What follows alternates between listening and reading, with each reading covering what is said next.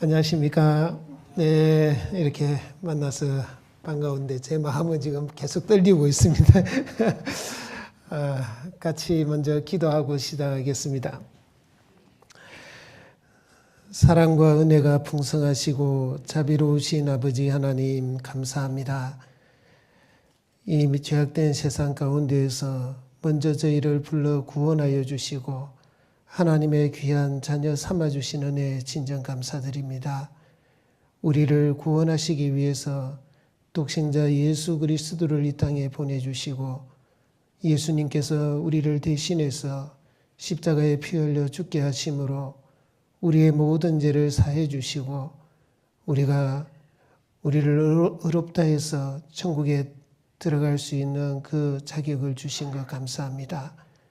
늘 주님 주신 그 은혜에 감사한 마음으로 살게 해주시고 또 그 은혜에 보답하고자 하는 마음을 가지고 살아갈 수 있도록 도와주시옵소서. 우리에게 구원의 즐거움과 자원하는 심령을 항상 나타내 주시고 또 더하여 주시기를 간구드립니다. 그리하여 우리의 신앙의 경주가 주님 오시는 그날까지 끝까지 따를 수 있게 해주시고 주님 앞에 섰을 때에 부끄럽지 않고 칭찬과 영광과 존귀 가운데 설 수 있도록 주님께서 저희들을 붙들어 주시고 또 진리 가운데로 인도해 주시기만을 간구드립니다. 우리 수원교회를 통해서 또 주님께서 항상 나타내시는 그 선한 역사에 우리가 함께 동역할 수 있도록 늘 저희들의 마음을 바르게 먹게 해주시고 또 하나님의 말씀을 붙들고 살아갈 수 있도록 하나님께서 도와주시기만을 간구드립니다. 특별히 오늘부터 3일 동안 저희 수원교회 봉사의 특별 집회를 갖게 되었습니다. 이 시간을 통해서 우리의 신앙의 모습을 돌아보게 해주시고 또 우리의 부족함이 무엇인지를 깨닫게 해주시고 또 하나님께서 우리가 어떻게 살아가야 될지를 알게 해주시기를 간구드립니다. 그리하여 우리 봉사의 형제님들 더욱 하나님 앞에 귀하게 쓰임받는 또 지체가 되게 해주시고 또 교회 가운데서 정말 기둥과 같은 그 역할을 해나갈 수 있도록 하나님께서 도와주시기를 간구드립니다. 3월에 있을 대전도 집회를 위해서도 우리가 함께 기도하고 전도하는 일에 협력할 수 있도록 도와주시옵소서.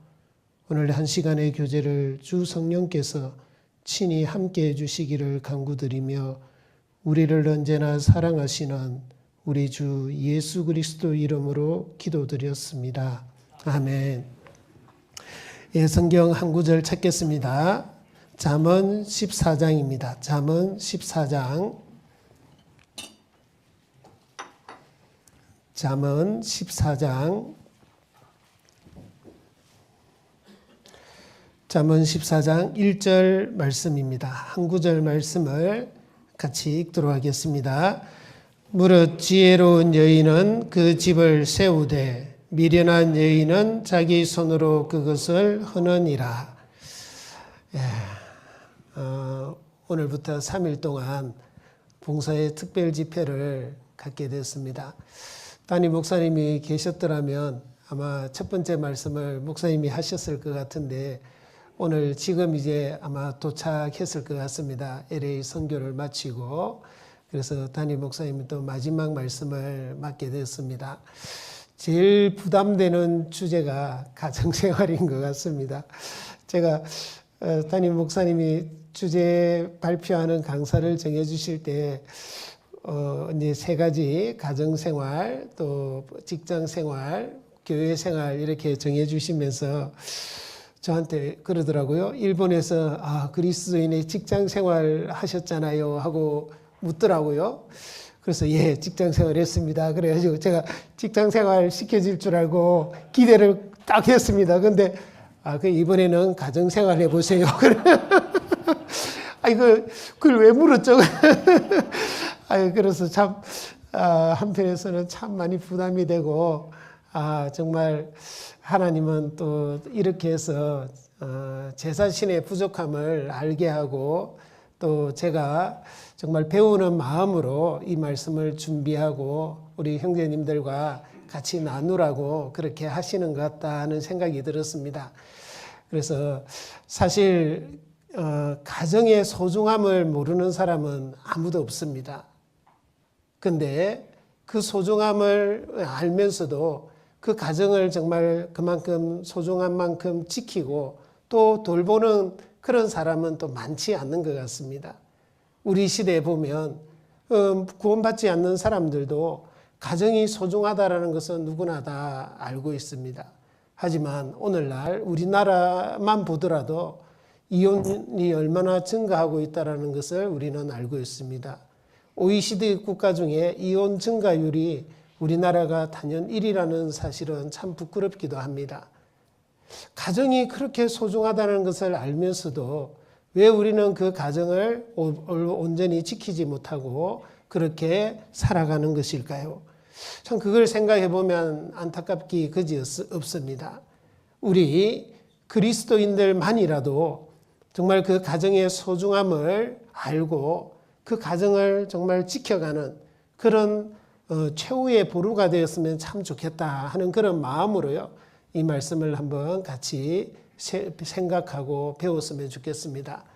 자, 오늘 제가 드릴 말씀은 우리가 이제 가정이 탄생하는 것은 결혼을 통해서 이렇게 탄생이 되잖아요. 그래서 결혼의 어떤 의미도 생각해 보고 우리가 그리스도인이 결혼을 하는 목적도 생각을 해 봐야 됩니다. 그래야 이 가정이 어떤 의미를 가지는지도 알 수 있기 때문에 그렇습니다. 그리고 성경적 가정 만들기, 이것을 조금 또 중점적으로 설명을 드리고요. 오늘은 이제 가정 생활 중에 부부 생활을 중심으로 좀 마지막 부분은 말씀을 드려야 되겠습니다. 우리가 가정의 중심이 부부이기 때문에 부부가 더 좋은 관계를 만들어 가야 됩니다. 우리가 생각하는 것보다 부부 관계에 문제가 많고 우리가 또 부부 관계가 원만하지 못하는 그런 가정들이 많이 있습니다. 교회 안에서도. 그래서 어떻게 하면 좀 더 나은 부부의 관계를 만들어 갈 수 있을까? 이 부분에 대해서 좀 같이 생각을 해볼 건데요. 먼저 우리가 결혼에 대해서 좀 생각을 해보겠습니다. 결혼이라는 것이 무엇일까요? 창세기를 한번 보겠습니다. 창세기 2장, 우리 결혼식 때 많이 이렇게 읽는 내용인데요. 창세기 2장 18절을 보시면요. 제가 읽어드리겠습니다. 여호와 하나님이 가라사대 사람의 독처하는 것이 좋지 못하니 내가 그를 위하여 돕는 배필을 지으리라 하시니라. 그리고 22절부터 24절까지는 같이 한번 읽겠습니다.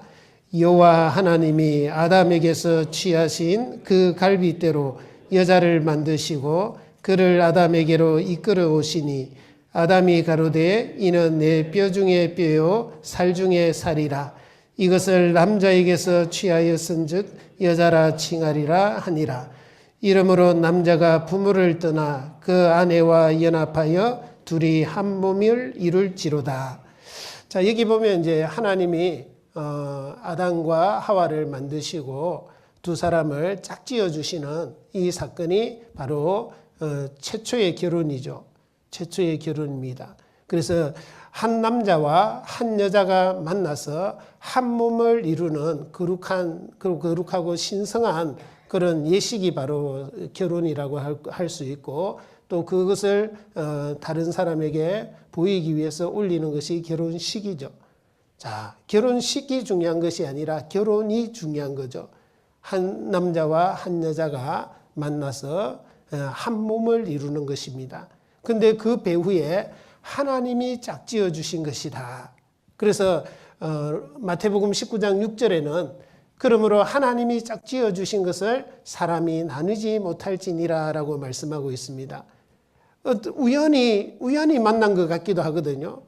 인간이 이렇게 손을 써서 만난 것 같기도 합니다. 어떤 데는 우리 목사님이 소개시켜줘서 우리가 결혼하게 되었습니다.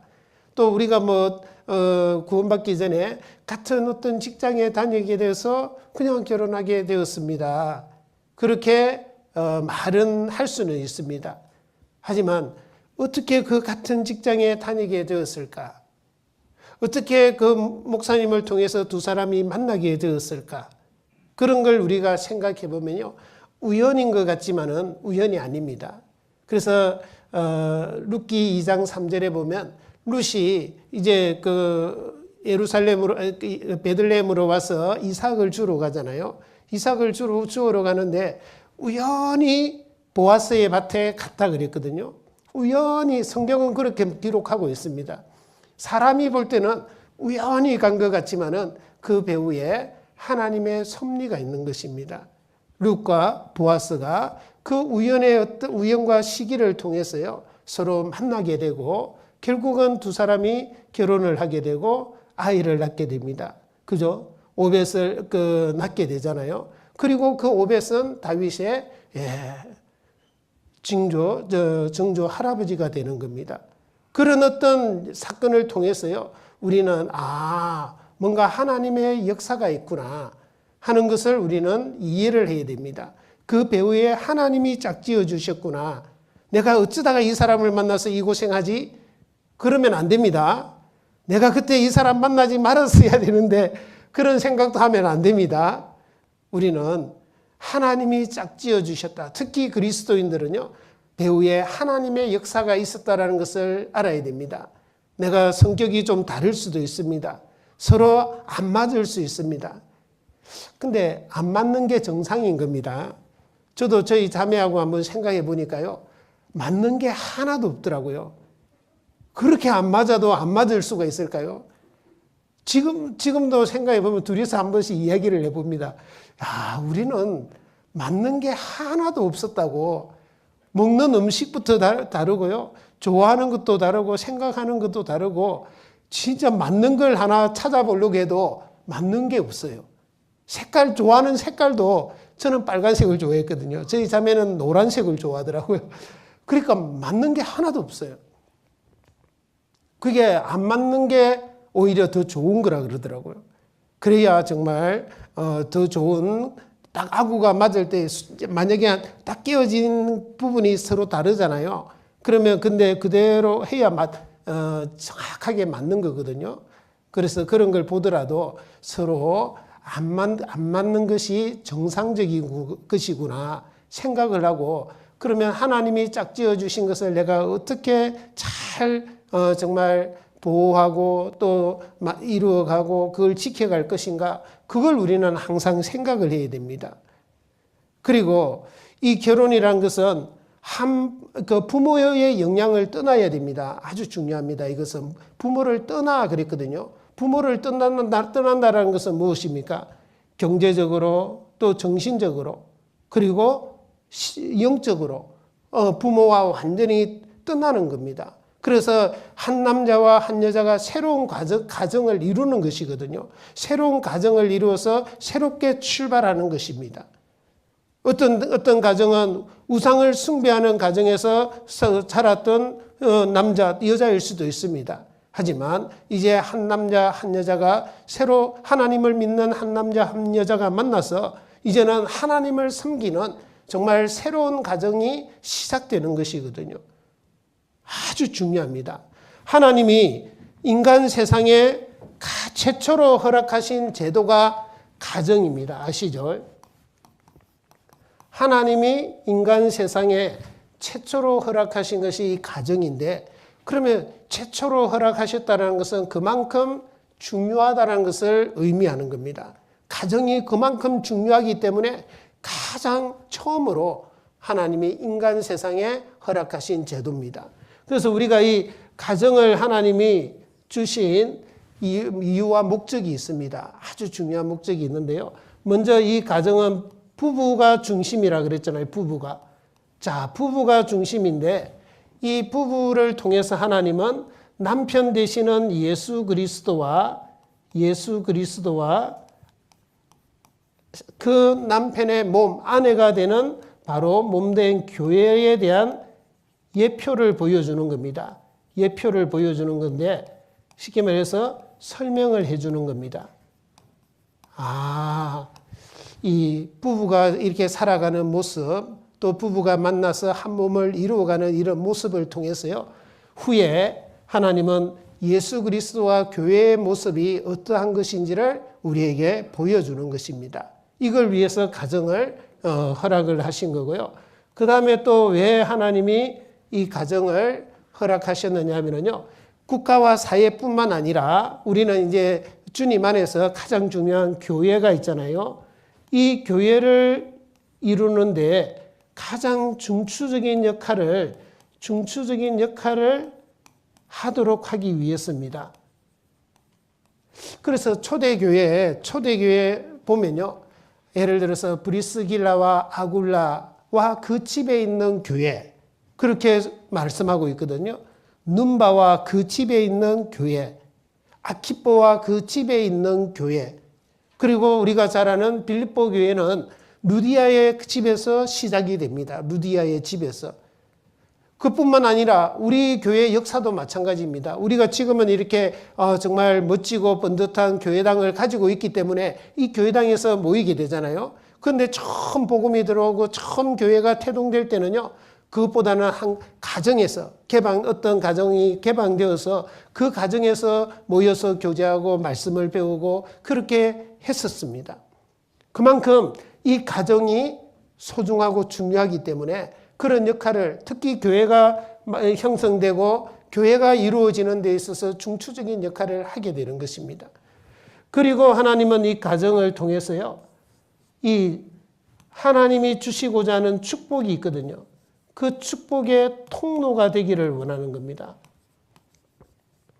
하나님이 주시고자 하는 축복은 많이 있습니다. 많이 있는데 우리가 그중에 가장 큰 축복은 영생의 축복이잖아요.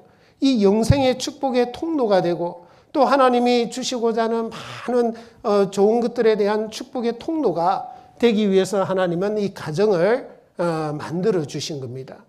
그래서 창세기 12장 2절에 보시면 하나님이 아브라함에게 그러잖아요. 너는 복의 근원이 될지어다.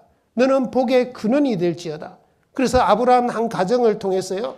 엄청난 축복이 오게 되는 겁니다. 그리고 정말 한 민족이 이루어지게 되고 그리고 그 아브라함을 통해서 결국은 예수 그리스도가 이 땅에 오게 되고 예수 그리스도를 통해서 교회가 이루어지고 이런 모든 것이 바로 한 가정에서부터 시작이 되는 거죠.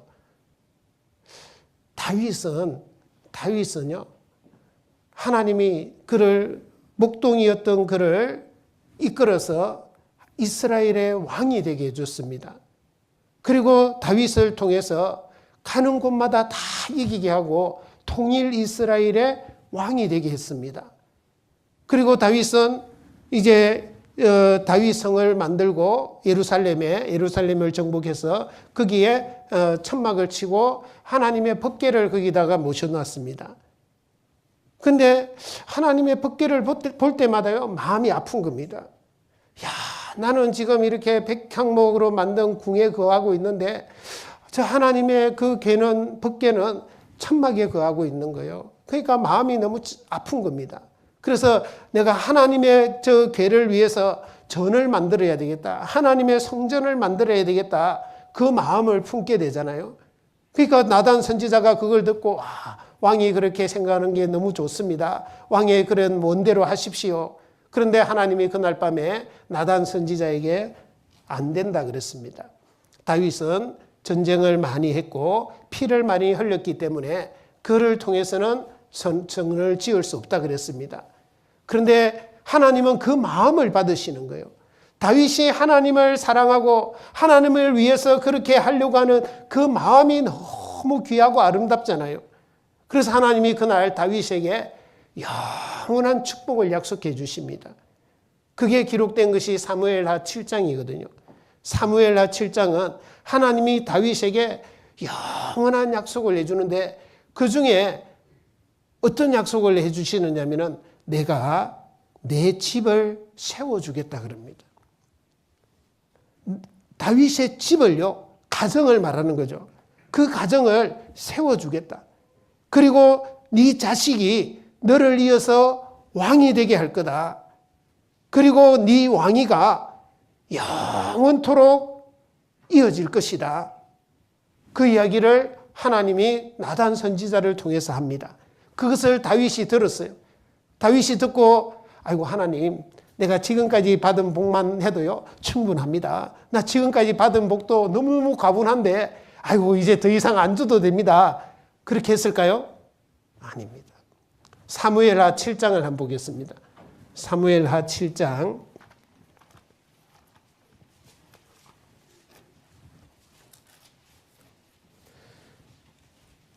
사무엘하 7장 27절입니다. 27절부터 29절까지 같이 한번 읽겠습니다.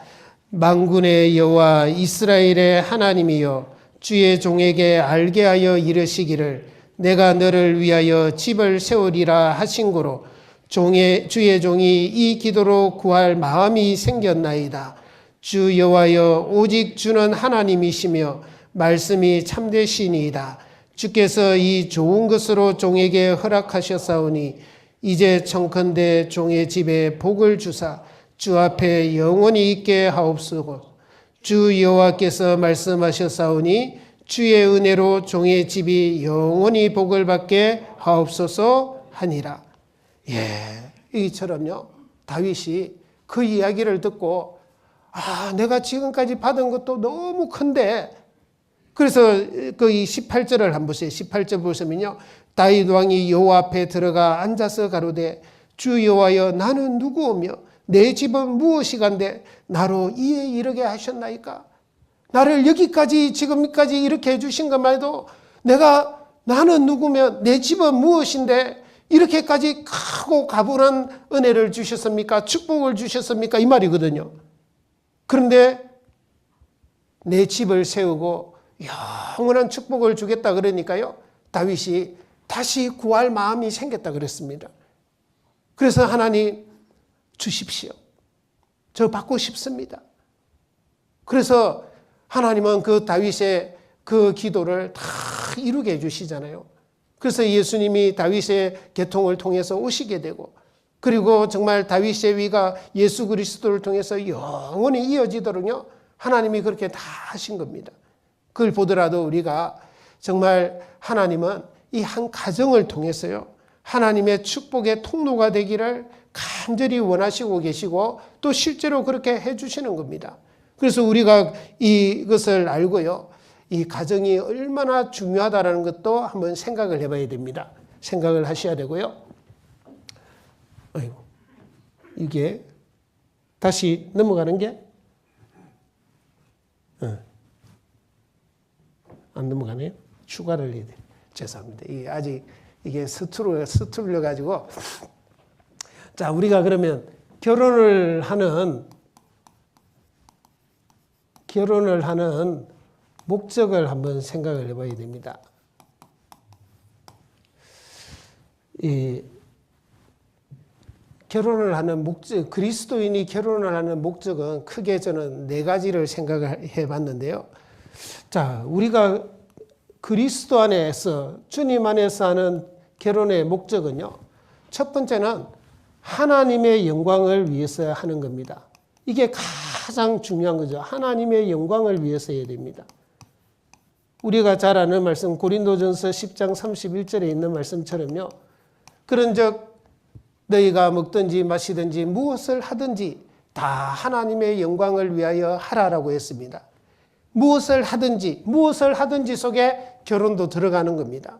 그러니까 결혼도 결국은 하나님의 영광을 위해서 해야 되는 것입니다. 내가 나 한 사람 하나님을 섬길 때보다 2사람이 하나님을 섬길 때 더 나아져야 되겠죠. 당연히. 그런 이야기가 있습니다.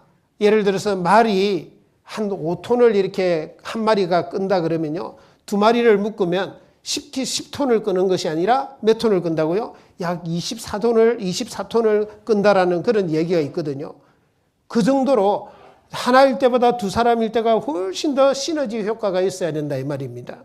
그래서 2사람이 한 사람보다 나으면 저희가 수고함으로 좋은 상을 얻느니라 그랬습니다. 그래서 하나님의 영광, 나 한 사람일 때보다도 하나님의 영광이 더 커지도록 우리 가정이 그렇게 쓰임 받아야 되는 거죠. 자, 그리고 또 결혼을 하는 두 번째 목적은요, 아주 중요합니다. 연합이라는 것을 이루는 것인데, 우리가 연합의 원리를요, 계속 배우는 겁니다. 결혼을 통해서. 아모스 3장 3절에 보시면요, 두 사람이 의합지 못하고야 어찌 동행하겠으며 그랬습니다. 두 사람이 만나서 동행을 하잖아요. 가장 동행 중에 가장 흔하고 가장 중요한 동행이 부부간의 동행입니다. 그죠? 두 사람이 의합지 못하고요. 의합이라는 게 뭐예요? 마음과 뜻을 하나로 이렇게 합치지 못하고야 어떻게 동행할 수 있느냐? 안 된다 이 말이에요. 근데 문제는 부부가 달라도 너무 달라요. 부부가 달라도 너무 다르잖아요. 근데 이 다른 두 사람이 어떻게 연합을 이루어갈 수 있느냐 이 말이에요. 그죠? 성도 다르고 기질도 다르고 성품도 다르고 자란 환경도 다르고 배운 교육도 다르고 달라요. 그러면 이 다른 두 사람이 어떻게 연합을 이루어갈 수 있느냐? 평안에 매는 줄로 성령에 하나 되게 하신 것을 힘써 지키라 그랬거든요. 평안에 매는 줄이 무엇입니까? 사랑입니다. 사랑. 그러니까 이 부부 간의 사랑을 빼버리면 부부는 사실은 남남과 똑같은 겁니다. 부부 간에 사랑이 있기 때문에 그 사랑이 악교 역할을 하고 두 사람을 딱 붙여주는 겁니다. 하나로 묶어주는 겁니다. 이 사랑이 있기 때문에 연합할 수가 있는 것이거든요. 그래서 두 사람이 사랑하는 그 힘을 계속 유지를 해야 되는 거예요. 여러분들, 근데 처음에 남녀가 만났을 때의 사랑은 주로 육체적인 사랑이 주가 되는 겁니다. 근데 그 육체적인 사랑은 길어야 30개월이라는 통계 자료가 있습니다. 근데 대충 이렇게 보니까 한 2년 정도 된다 그럽니다. 길어야 한 2년 정도. 그럼 2년 지나고 나면 실적 나고 또 서로 간에 어떤 좋지 않는 모습이 보일 때 그러면 육체적인 사랑은 다 식어버리는데 근데 부부 생활은 죽을 때까지 가야 되는데 그 수십 년을 가면 무엇으로 살아갑니까? 정으로 살아야 되겠습니까? 아닙니다. 정으로 사는 게 아니라요. 사랑으로 살아야 된다니까요. 그때부터는 육체적인 사랑이 아니라 이제는 의지적인 사랑이 필요한 거예요. 정신적인 사랑이 필요한 겁니다. 더 나아가서 이제 영적인 사랑으로 묶어져야만이 그 사랑이 계속 이어질 수가 있는 겁니다. 그러면 부부가 계속 연합되어 가야만이 끝까지 동행할 수가 있는 겁니다. 이것은 교회 안에서도 마찬가지거든요. 교회 안에서도. 여러분들 우리 각자가 지금 교회를 구성하고 있는 지체들입니다. 다 다릅니다. 여러분들 동창회나 예를 들어서 어떤 동호인회 같으면 좋아하는 거라도 같으니까 또 고향이라도 같으니까 공통점이 많습니다. 그래서 그런 사람들끼리 모여서 이렇게 동호인회도 하고 이렇게 많이 모이잖아요. 그런데 교회에 이렇게 오시는 분들은요, 나이도 다르죠. 그죠? 성격도 다르죠. 달라도 다 달라요.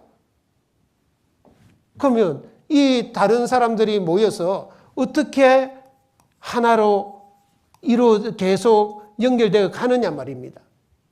그것도 마찬가지잖아요. 주님이 주신 그 아가페 사랑이 있잖아요. 그 아가페 사랑을 가지고 우리가 연합해 가는 겁니다. 그래서 이 연합을 가정에서부터 계속 우리는 배우는 겁니다. 배워서 주님은 정말 이 교회에서 하나 되는 것을 이루어가고자 하기 위해서 가정이라는 것을 주고 부부라는 것을 허락을 하신 겁니다. 그래서 우리는 결혼을 통해서요, 이 부부가 하나 되는 것을 계속 배우고 훈련하고 노력해야 됩니다. 부부가 만나서 서로 맞추려고 노력해도요, 몇 년이 걸린다고요? 거의 10년이 걸린다는 겁니다. 그러면 아이고 나는 안 맞춰. 나는 내 고집대로 할 거야. 남자들이 그런 경우가 많거든요. 그잖아요. 남자들이 내가 머리니까 나를 따라. 무조건 나한테 순종해. 그러면요. 죽었다 깨어나도 하나 안 됩니다. 계속 죽을 때까지 평행선만 달린다니까요. 너는 너, 나는 나, 너 따로 나 따로 이렇게 사는 겁니다. 죄송합니다. 그렇게 살고 싶습니까? 그렇게 살아서는 안 되는 거예요. 우리는 부부를 통해서 연합하는 법을 계속 배워가야 되는 겁니다. 아주 중요합니다. 이것이 하나님이 우리에게 주시려고 하는 거거든요. 그리고 세 번째는 우리가 결혼을 통해서 또 하나님이 무엇을 이루고자 하느냐면은 성숙을 이루고자 하는 겁니다. 이 성숙이라는 것은 인격적인 성숙과 신앙적인 성숙을 이루고자 하는 목적을 있는 겁니다. 사실 혼자 살 때는 누가 이렇게 간섭하는 사람도 없습니다. 부딪힐 일도 별로 없습니다. 내 하고 싶은 대로 하면 됩니다. 그죠? 그런데 둘이서 살게 되면요, 부딪히는 게 많습니다.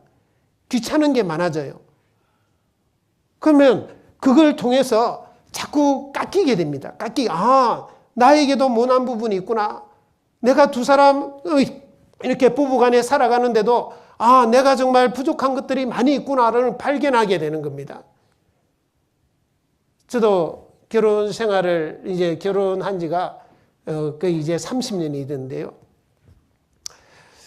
제가 보니까 결혼 생활을 통해서 제일 많이 깎인 것 같습니다.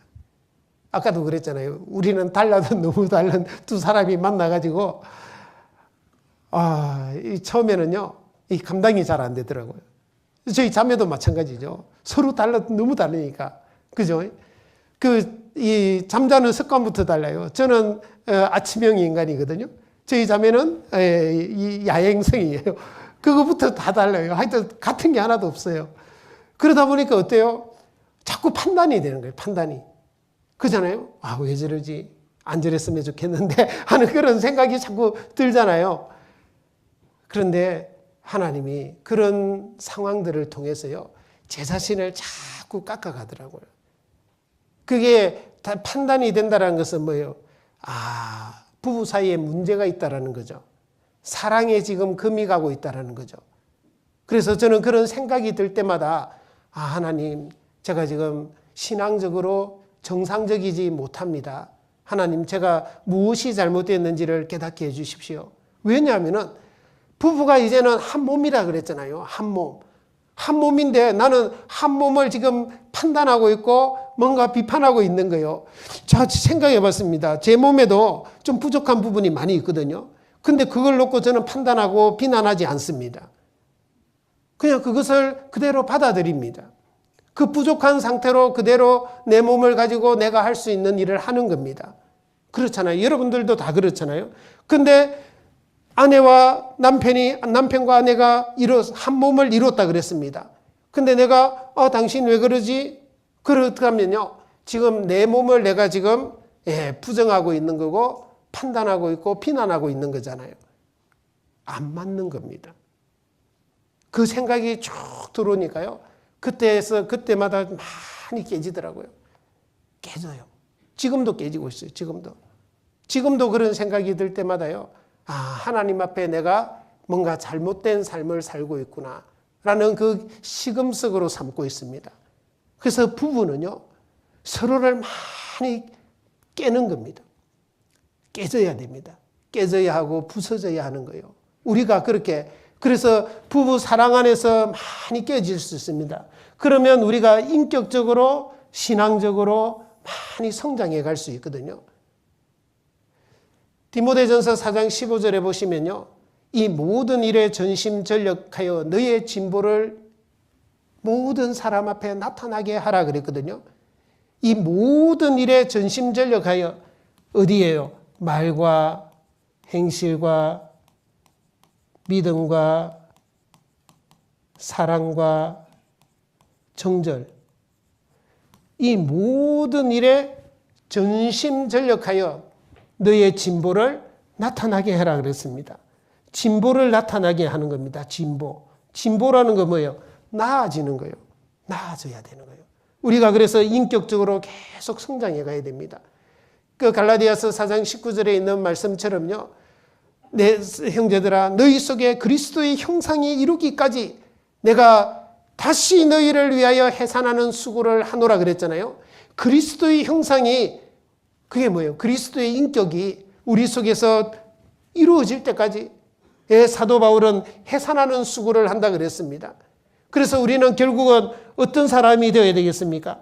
사랑이 큰 사람이 되어가야 돼요. 사랑이 큰 사람이 되어가야 됩니다. 이게 하나님이 우리에게 원하시는 거예요. 그리고 성령의 9가지 열매 있잖아요. 성령의 열매를 계속 우리는 맺어가야 됩니다. 그러면 신앙에 또 인격적으로 신앙적으로 성숙한 그리스도인이 되는 겁니다. 그게 바로 이 결혼을 통해서 하나님이 계속 이루어가는 겁니다.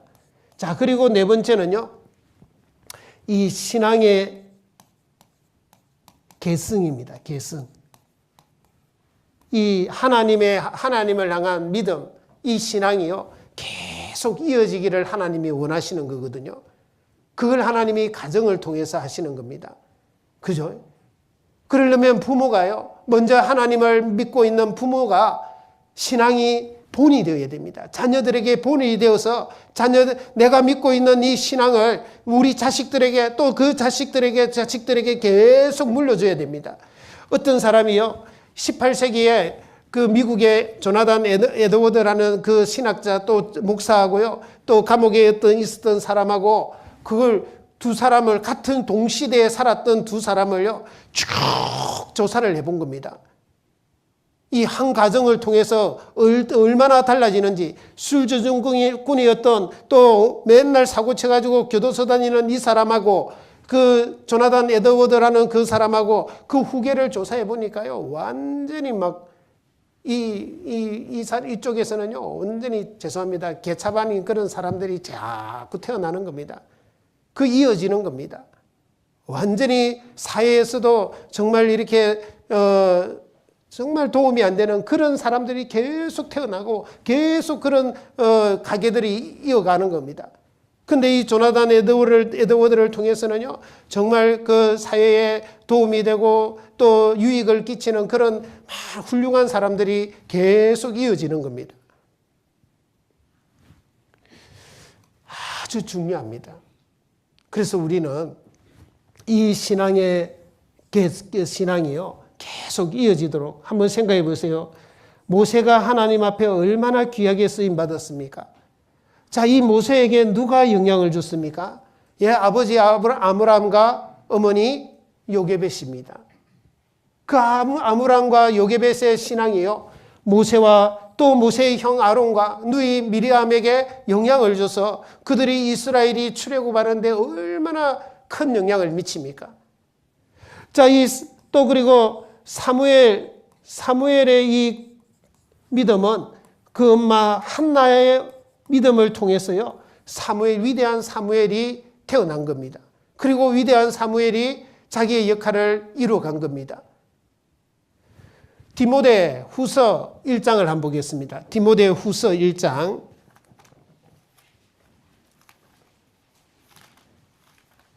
디모데 후서 1장 5절입니다. 디모데 후서 1장 5절 말씀 같이 읽겠습니다. 이는 내 속에 거짓이 없는 믿음을 생각함이라. 이 믿음은 먼저 내 외조모 로이스와 내 어머니 유니게 속에 있더니 내 속에도 있는 줄을 확신하노라. 이 디모데의 믿음이 어디서 왔다고요? 어머니 유니게, 그리고 그 어머니의 그 믿음은 외조모 로이스. 그래서 정말 믿음이, 신앙이 이렇게 정말 계보를 이어간다는 것을 우리는 알 수 있습니다. 자, 우리는 내가 부모님을 인해서 하나님을 믿게 되고 구원을 받게 되신 분들도 있을 겁니다. 근데 대부분 이제 우리가 이제 첫 출발이 된 가정들도 많을 겁니다. 자, 내가 지금 속한 이 가정이 믿음의 계보를 이어가는 첫 출발이 돼야 되겠다. 그래서 내 후손들이 태어나면 그 내가 가진 이 믿음, 이 구원의 확신을 가지고 다 주님 안에서 나중에 천국에서 만날 수 있는 그런 가정을 되도록 해야 되겠다. 그 소망을 우리는 가지고요, 우리의 가정을 잘 다스려가고 가꾸어 가야 됩니다. 이것이 아주 중요하죠. 그래서 그러면 성경적 가정을 어떻게 만들어 갈 것이냐. 자, 이 문제는요, 우리가 집을 건축하는 것을 좀 비유를 하면서 좀 설명을 드리고자 합니다. 집을 지을 때 가장 중요한 게 뭐죠? 집을 지을 때 가장 중요한 게 뭡니까? 터입니다, 터. 그죠?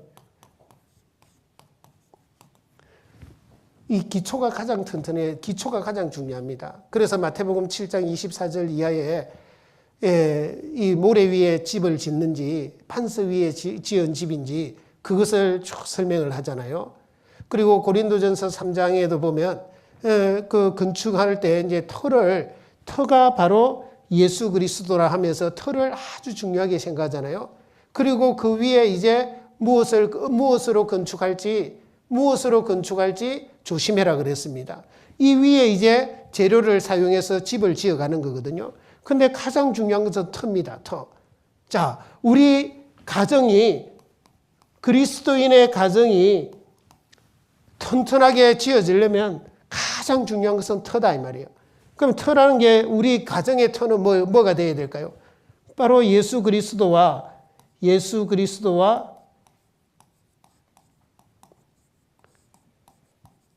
그분의 말씀이 되어야 됩니다. 우리가 가정 생활을 할 때도요, 특히 우리에게 이제 형제님, 가장들이잖아요. 사실 가정을 세우는 데 있어서 형제들의 그 남편, 그러니까 아버지, 가장의 책임이 더 큽니다. 아십니까? 근데 우리 가정을 제대로 세웠느냐, 세우지 못했느냐, 그 책임은요, 아내가 큰 게 아닙니다. 남편이 훨씬 더 큽니다. 왜? 남편은 머리고 아내는 몸이니까요. 그래서 성경은 이렇게 말씀합니다. 베드로전서 3장을 한번 보겠습니다. 베드로전서 3장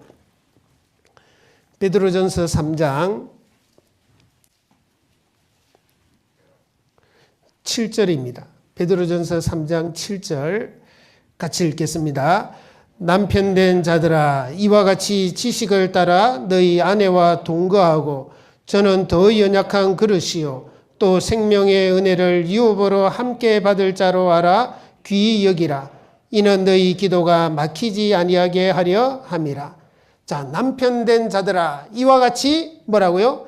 지식을 따라 너희 아내와 동거해라 그랬어요. 지식이 뭐예요? 바로 이 하나님 말씀입니다. 그래서 우리의 가정이 말씀으로 다스려져야 돼요. 그냥 내가 남편이니까, 내가 머리니까 내 말대로 해. 그게 안 맞다니까요. 그게 하나님의 말씀에 맞으면 좋습니다. 근데 하나님 말씀하고 다르면 그것은 내가 지금 가정을 잘못 다스리고 있는 겁니다. 그래서 항상 이 기초는 예수 그리스도와 그분의 말씀이 되어야 된다. 이 기초가 얼마나 중요한지를 보여주는 것이 그 미국 맨하탄에 가면 엠파이어 스테이트 빌딩이 있잖아요. 엠파이어 스테이트 빌딩 102층짜리입니다. 102층짜리인데요. 그게 몇 년도에 건축됐냐면 1931년도에 건축이 됐습니다. 그럼 지금으로부터 94년이 된 겁니다. 94년이 그 당시에 가장 높은 빌딩이었습니다. 102층이었으니까요.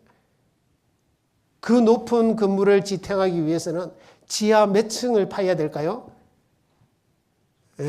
대략 10분의 1 정도 파야 된다 생각하면 어마어마하게 한 10층은 가야 되겠다 생각하잖아요. 근데 엠파이어 스테이트 빌딩은요, 지하 1층밖에 없습니다. 그 지하 1층밖에 없는데 어떻게 그 높은 102층짜리의 건물을 지탱할 수 있느냐 말입니다. 그게 바로 그 바닥이요, 바위입니다. 바위 덩어리인 거예요. 바위 덩어리에다가 박아가지고요, 그렇게 해서 기초가 그렇게 튼튼하니까 100년이 가까이 와지는데도 건물이 여전히 건재하고 있는 겁니다. 그만큼 기초가 중요하다는 것이죠. 자, 그러면 그 기초 위에 두 기둥을 세워야 됩니다. 몇 개요? 몇 개? 몇 개의 기둥을 세우라고요? 두 기둥을 세워야 돼요. 이 두 기둥을 세워야 되는데 이 두 기둥은 사랑과 순종의 기둥입니다. 부부가 만나서 남편은 아내를 자기 몸같이 사랑해라 그랬습니다. 아내는 남편에게 순종하라 그랬습니다. 이것은 가정의 질서를 세우기 위해서 하나님이 그렇게 하시는 겁니다. 이것은 누가 높고 누가 낮으냐 어떤 계급이나 계급을 말하는 것이 아닙니다. 그냥 가정의 질서를 위해서 하나님이 그렇게 해주시는 겁니다. 에베소서 5장을 보겠습니다. 에베소서 5장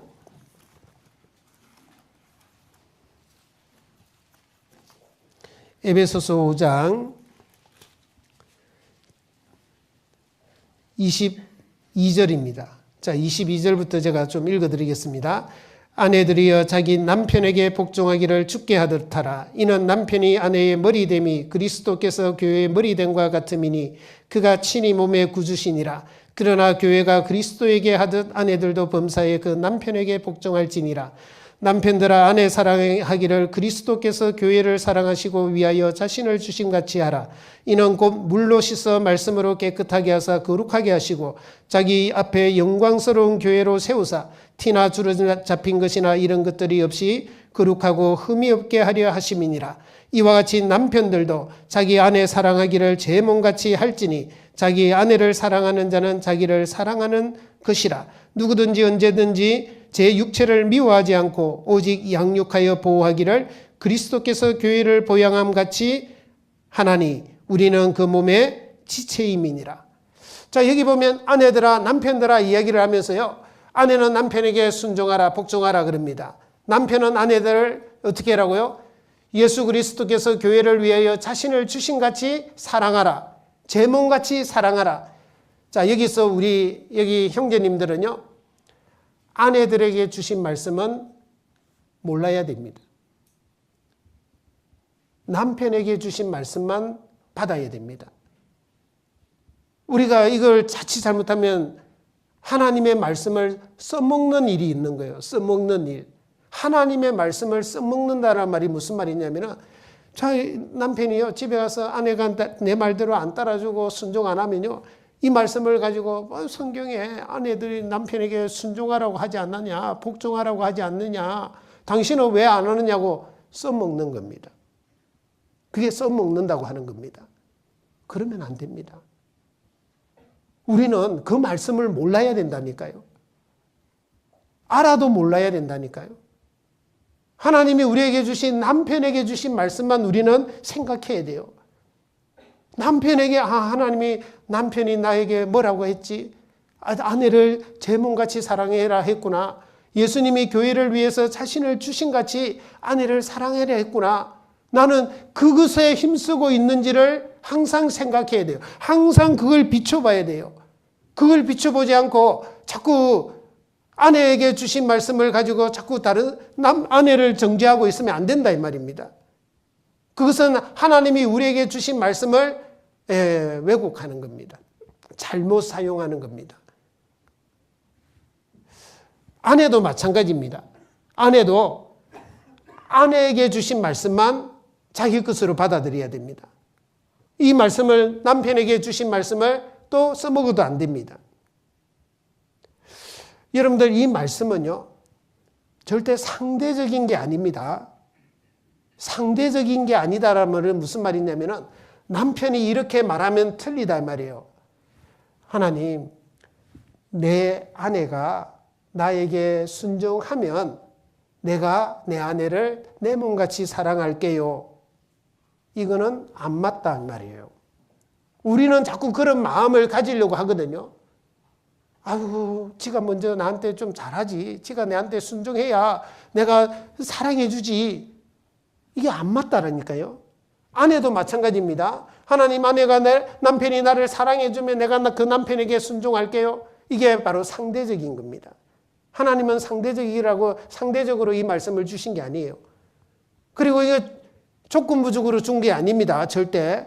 그래서 우리는요, 다른 사람에게 책임을 돌릴 수가 없는 거예요.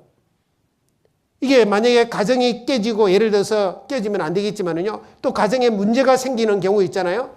하나님, 저는 잘 보려고 했습니다. 하나님, 저는 아내를 사랑했고요. 하나님, 저는 잘해보려고 했는데요, 내 아내가 나한테 순종도 안 하고, 아내가 나한테 잘못해서 이렇게 가정이 깨졌습니다.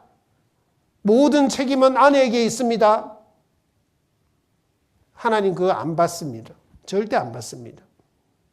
하나님은 우리에게 너 아내를 진정으로 사랑했느냐, 사랑하지 않았느냐, 그것만 물으십니다. 아내에게도요, 너 남편에게 순종했느냐, 순종하지 않았느냐, 그것만 물으신다니까요. 근데 아내가 잘못했어요. 하나님 그거는 안 통한다니까요. 내 남편이 나한테 잘못해서 내가 순종 못했는데요, 그거 안 통한다니까요. 그 대표적인 사람을 누구를 성경에서는 제시하고 있느냐면요, 베드로전서 3장을 한번 보겠습니다. 베드로전서 3장. 베드로전서 3장 5절입니다. 5절, 6절 같이 읽겠습니다. 전에 하나님께 소망을 두었던 거룩한 부녀들도 이와 같이 자기 남편에게 순복함으로 자기를 단장하였나니 사라가 아브라함을 주라 칭하여 복종한 것 같이 너희가 선을 행하고 아무 두려운 일에도 놀라지 아니함으로 그의 딸이 되었느니라. 자, 여러분들, 사라를 딱 성경에서는 대표적인 아내의 모범상으로 보였습니다. 그런데 한번 잘 생각해 봅시다. 이 아브라함이 사라에게 잘했다라고 생각할 수 있습니까? 아닙니다. 아브라함은 2번이나 자기 아내를 다른 남자에게 넘겨줬습니다. 아시죠? 한 번은 바로 왕에게, 한 번은 블레셋 아비멜렉에게. 자, 여러분들의 만약에 지금 죄송합니다. 여러분들이 지금 같이 살고 있는 여러분들 아내를 다른 남자에게 이렇게 당신 자칫 잘못하면 내가 죽을 수 있으니까 당신 저 남자한테 좀 가. 그러면 여러분들하고 같이 살겠어요? 아마 죄송합니다. 살겠다 하는 사람 거의 없을 겁니다. 자, 그런데 사라는 그런 아브라함에게 주라고 칭하는 겁니다. 그러면 사라가 죄송합니다. 진짜 어리석어서 그럴까요? 아닙니다. 사라가 얼마나 이쁘다고 그러잖아요. 나이가 그렇게 먹었는데도 다른 남자가 탐낼 정도니까 아주 아름다운 여자입니다. 그런데 그 사라가 정말 그렇게 어리석어서 그렇게 한 것이 아니라 답은요, 하나님께 소망을 두었기 때문에 그렇다 이 말이에요. 여러분들, 하나님께 소망을 두었다라는 말이 무엇일까요? 여자가 하나님께 소망을 두었다 이 말은요, 하나님께 소망을 두었다 이 말은, 자, 아내로서 마땅히 해야 될 말씀이 무엇인지를 항상 마음에 가지고 있는 겁니다. 하나님이 아내에게 주신 말씀이 뭐예요? 너는 돕는 배필이다.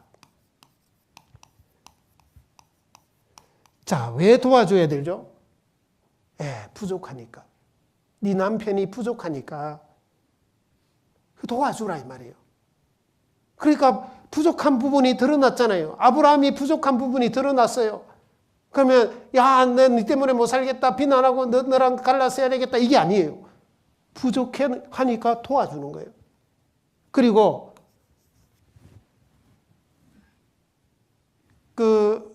하와가요, 죄를 짓고 나서 하나님 앞에 벌을 받잖아요. 내가 내게 잉태하는 고통을 크게 더하리니 너는 남편을 사모하고 남편은 너를 다스릴지니라. 너는 남편을 사모하고 남편은 너를 다스릴지니라 그랬거든요. 자, 남편의 다스림을 받아라 이 말이에요. 그게 여자에게 주어진 숙명이에요. 사라가 이 말씀을 붙들고 있는 거예요. 이 말씀을 붙들고 하나님께 소망을 두는 거예요. 자기 남편인 아브라함에게 소망을 두고 사는 게 아니라요. 하나님께 소망을 두고 살아가는 겁니다. 그러면 하나님이 어떻게 해주셔야 되겠어요? 복을 줘야 될 거 아니에요. 하나님의 말씀을 붙들고 하나님의 말씀대로 사는데, 그래서 잘 보세요. 아브라함에게는 두 아들이 있었잖아요. 물론 두 아들이 더 이상 있습니다. 근데 먼저 태어난 아들이 누구죠? 이스마엘이 있었고 나중에 이삭이 태어나는 거예요. 근데 하나님이 아브라함에게 약속하신 그 축복이 누구에게로 가죠? 이스마엘에게 가면 안 됩니까? 장자인데 이스마엘에게 가야 정상이잖아요. 근데 이스마엘에게 안 간다니까요. 누구한테 가죠? 이삭에게 가는 거예요. 이삭에게. 왜요? 왜? 이유가 뭐죠? 사라 때문에 아닙니까? 사라 때문에. 사라가 하나님께 소망을 두고요. 아내로서의 역할을 제대로 하고 있으니까 하나님이 축복을 주셔야 됩니다. 그래서 사라를 통해서 이삭을 낳게 하고 이삭에게 아브라함의 축복이 가게 하시는 거예요. 이게 다 하나님의 섭리라니까요. 하나님의 약속이 이루어지는 겁니다. 그래서 우리는 이 사랑과 순종의 두 기둥이요, 다 튼튼해야 됩니다. 이게 제대로 딱 유지되고 있어야 지붕이 안 무너지거든요. 자, 그리고 이제 두 기둥하고 그 다음에 또 두 개의 창문을 또 만들어야 돼요. 이 빛을 유도하고 신선한 바람을 이렇게 순환시키는 두 개의 창이 있어야 돼요. 두 개의 창. 이 두 개의 창이 뭐냐면요, 이해와 용서입니다. 이게 아주 중요합니다. 이 가정생활을 하는 데 있어서 이 이해와 용서가 얼마나 중요하냐면은, 여러분들 이해한다는 말이 무슨 말이에요? 이해한다. 나 당신 이해해.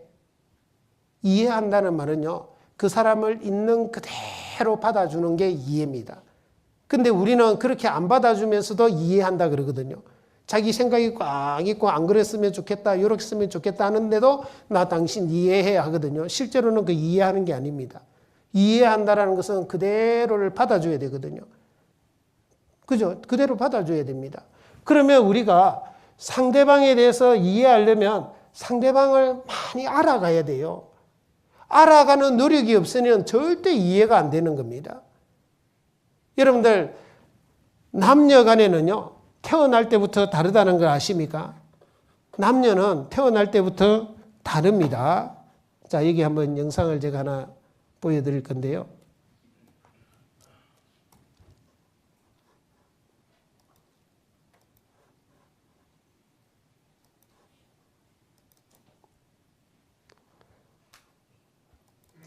자, 이 남자아이들과 여자아이들의 그 좀 다른 모습을 한번 좀 보십시오. 사람은 누구나 남자로 태어나거나 여자로 태어납니다. 둘 사이에는 분명한 차이가 있지요. 그렇다면 남자와 여자의 차이, 그 핵심은 뭘까요? 다시 아이들은 꿍 다시 꿍 아파. 함께 놀던 엄마가 망치에 손을 다친 척 합니다.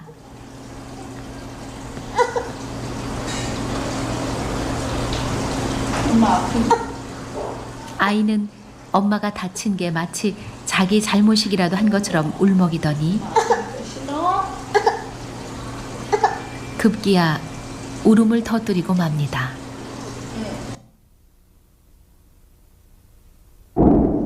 이 아이는 여자아이입니다. 나 엄마 다쳤어. 또 다른 여자아이를 볼까요?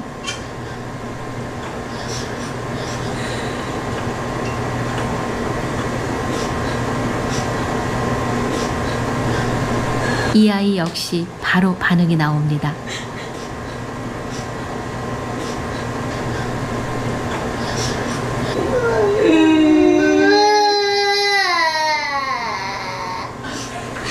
여자아이들은 보통 상대방이 다쳤다면 그 아픔에 공감을 합니다.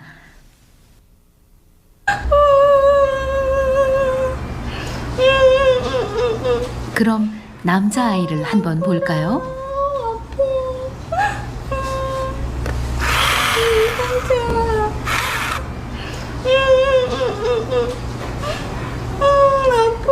피가 난다고 하는데도 반응이 없습니다.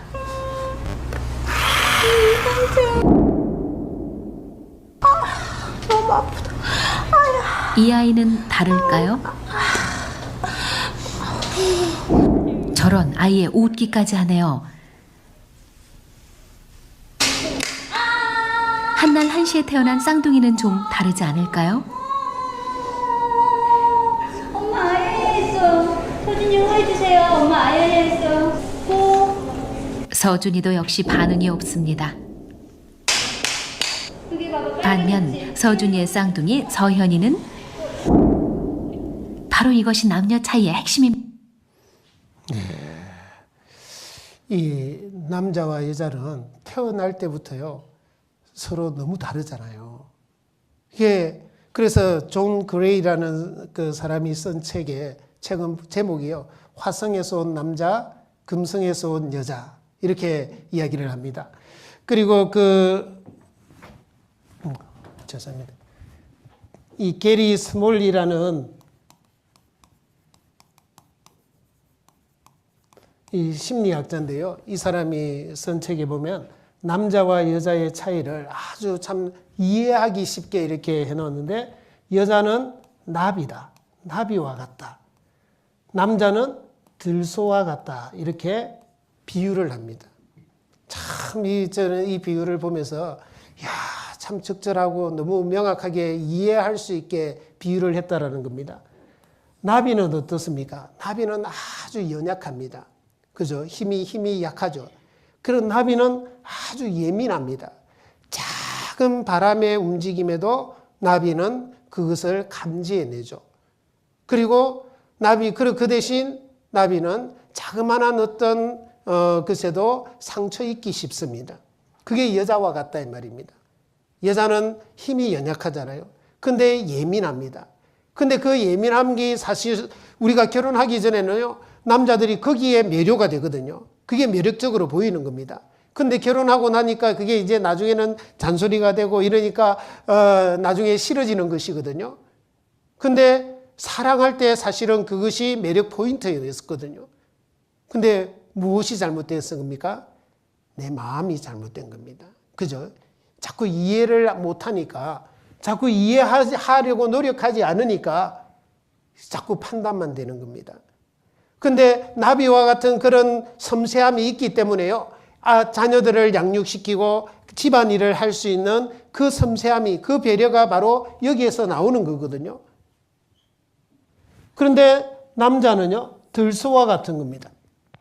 들소는요, 웬만한 바람에도 끄떡도 안 하잖아요. 힘이 셉니다. 막 50km 바람이 불어와도요, 끄떡없이 딱 서 있답니다. 그만큼 둔감합니다. 둔감하죠. 그래서 남자들은 좀 사소하다고 생각하는 일에는 또 신경을 별로 쓰지도 않고 그걸 좀 무심해 버립니다. 하지만 남자는 또 바깥에서 큰 일들을 하는 겁니다. 그와 같이 남자와 여자가 너무 다르다라는 겁니다. 그걸 우리가 알아가야 돼요. 부부가 정말 백년해로 하려면요. 해로라는 말이 뭐라 그랬죠? 혹시 제가 한번 우리가 백년해로 한다 이러잖아요. 해로가 무슨 말입니까? 같을 해자에다가 늙을 노자거든요. 같이 늙어간다 이 말이에요.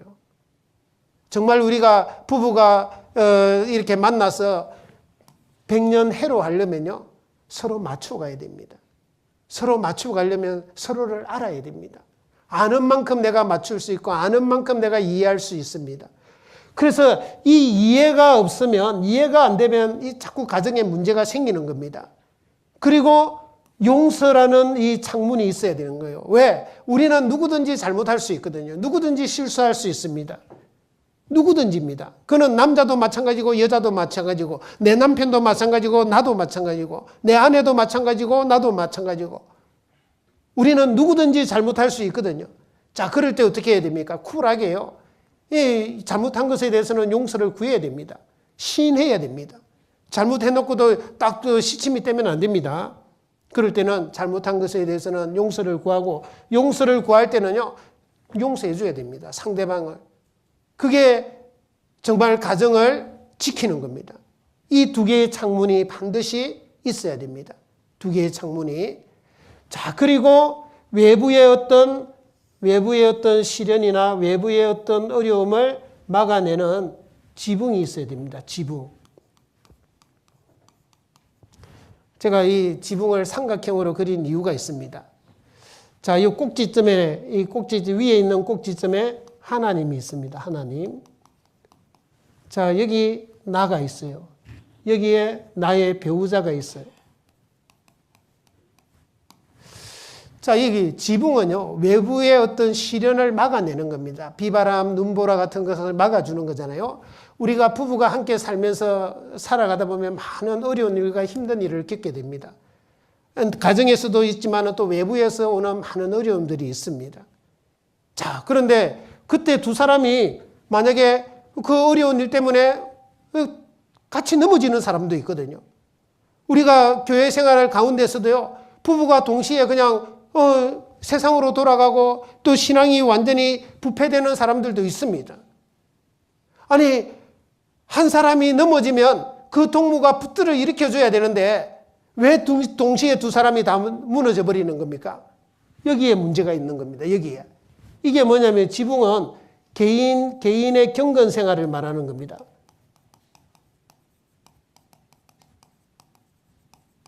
자, 부부가 그래도 뭔가 외부적인 어떤 시련이 왔을 때 그것을 이길 수 있는 것은요, 하나님과 개인적인 어떤 신앙, 그 경건 생활이 너무너무 중요한 겁니다. 그래서 두 사람이 다 정말 견고하면 어떤 외부적인 어떤 핍박이나 어떤 어려움 속에서도 견뎌낼 수 있습니다. 근데 한 사람은 혹시라도 넘어질 수 있잖아요. 그러면 나머지 한 사람이라도요, 한 배우자라도 딱 신앙적으로 제대로 서 있으면 이겨낼 수 있습니다. 근데 이 삼각형은 잘 보세요. 이 나하고 배우자하고 가까워질 수 있는 방법은 뭐죠? 가까워질 수 있는 방법은요, 한번 줄을 그어 보세요.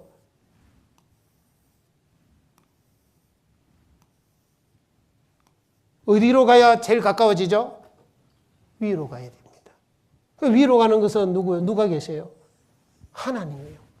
하나님과 가까워지면 내 부부도 가까워지는 거예요. 시편 73편을 한번 보겠습니다. 시편 73편.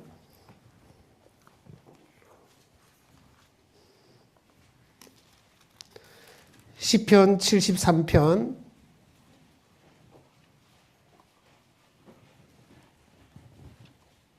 28절입니다. 시편 73편 28절. 같이 읽겠습니다. 하나님께 가까이 함이 내게 복이라. 내가 주 여호와를 나의 피난처로 삼아 주의 모든 행사를 전파하리이다. 예, 하나님께 가까이 함이 내게 복이다. 예, 우리는요, 이 개인의 경건 생활을 통해서요, 하나님과 계속 가까워지고 하나님과 정말 견고한 어떤 관계를 만들어 가야 됩니다. 그래서 야고보서 4장 8절에 하나님을 가까이 하라. 그리하면 너희를 가까이 하시리라. 디모데전서 4장 7절에는 뭐라 그랬습니까? 망령되고 허탄한 신화를 버리고 경건에 이르기를 연습하라 그랬거든요. 경건에 이르기를 연습해야 됩니다. 훈련해라 이 말이에요. 계속 우리가, 그래서 우리의 신앙의 기본기 있잖아요.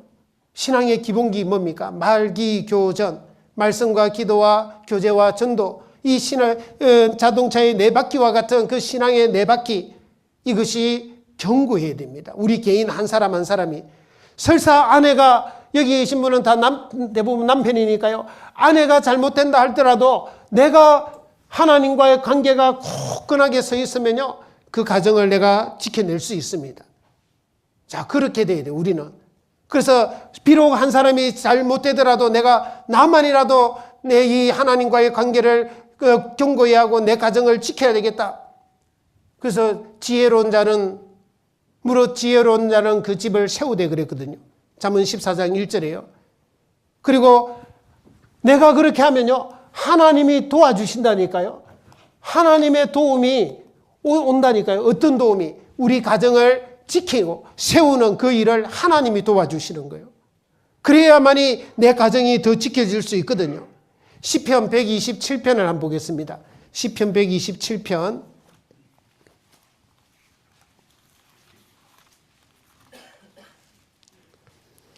시편 127편 1절입니다. 1절 말씀 같이 읽겠습니다. 여호와께서 집을 세우지 아니하시면 세우는 자의 수고가 헛되며 여호와께서 성을 지키지 아니하시면 파수꾼의 경성함이 헛사로다. 예, 여호와께서 집을 세우지 아니하시면요, 세우는 자의 수고가 헛사다 그랬습니다. 예, 그래서 우리는 정말 이 개인의 경건 생활을 잘 해야 됩니다. 그래서 그래야만이 외부로부터 어려운 일들이 다가왔을 때 그것을 우리가 이겨낼 수 있습니다. 지붕이 참 중요하죠. 그리고 이제 두 짝의 대문을 달아야 됩니다. 뭐라고요? 두 짝의 대문을 달아야 된다 이 말이에요. 두 짝의 대문. 자, 한쪽은 이웃 사랑의 문입니다. 또 하나는 전도의 문입니다. 자, 이웃 사랑. 우리가 한 가정을 이루는 것은 하나님의 영광을 위해서다 그랬습니다. 자, 하나님께 영광이 되기 위해서 우리는 두 사람이 수고하는 거예요. 두 사람이 수고함으로 더 좋은 상을 얻을 수 있으니까, 좋은 상을 얻을 수 있으니까. 그 중에 이제 우리가 이웃 사랑 이러면 가장 먼저 사랑해야 될 것이 바로 믿음의 가정들이거든요. 형제 자매들입니다. 그래서 형제 자매들을 우리는 자꾸 우리 가정에 초대해야 됩니다. 초대해서 음식을 나누고 함께 교제 나누고 또 모임을 위해서 개방하고 그 일을 해야 됩니다. 왜? 우리 형제 자매님 한 분 한 분이 하나님 앞에 복덩어리잖아요. 복덩어리. 그러니까 형제 자매 한 분 한 분들이 우리 가정에 오면 어떻게 되겠어요? 복이 굴러오는 거예요. 복이. 그 형제 자매님들이 와서 우리 가정을 위해서 기도해 줄 거 아니에요. 그보다 더 큰 축복이 없고 그보다 더 큰 복이 없다니까요. 그래서 형제 대접하기를, 손 대접하기를 힘쓰라 그랬잖아요. 형제 사랑을 하기를 계속하고 손 대접하기를 힘쓰라. 어떤 사람은 부지 중에 천사들을 영접했다 그랬습니다. 그게 히브리서 13장 1절에서 2절 말씀인데요. 그리고 갈라디아서 6장 10절에는 우리는 귀에 있는 대로 모든 이에게 착한 일을 하되 더욱 믿음의 가정들에게 할지니라 그랬습니다. 그래서 믿음의 가정들에게 더 많이 해야 됩니다. 그리고 마태복음 25장 40절에 보시면요, 여기 있는 내 형제 중 지극히 작은 자 하나에게 한 것이 곧 내게 한 것이니라. 자, 주님이요, 오른편에 있는 자들에게 물었습니다. 내가 줄였을 때 너희가 먹을 것을 주었고, 목말랐을 때 마시게 하였고, 나그네 되었을 때 나그네 되었을 때 영접하였고, 벗었을 때 옷을 입혔고, 병들었을 때 너희가 찾아왔고, 옥에 갇혔을 때 돌아봤다. 주님, 우리가 언제 그랬습니까? 여기 내 형제 중 지극히 작은 자 하나에게 한 것이 곧 내게 한 것이니라.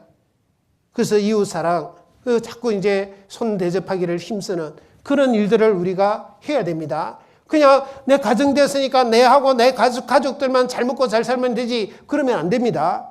하나님의 영광을 위해서 우리는 이 두 짝의 문을요, 이웃 사랑의 문과 전도의 문을 달아야 됩니다. 그래서 먼저 전도는 또 구원받지 않는 가족들에게 먼저 하고, 가족들, 그 다음에 친지들, 그 다음에 이웃들, 또 나중에는 나를 알지 못하는 사람들에게까지도 우리가 전도의 문을 계속 지경을 넓혀가야 됩니다.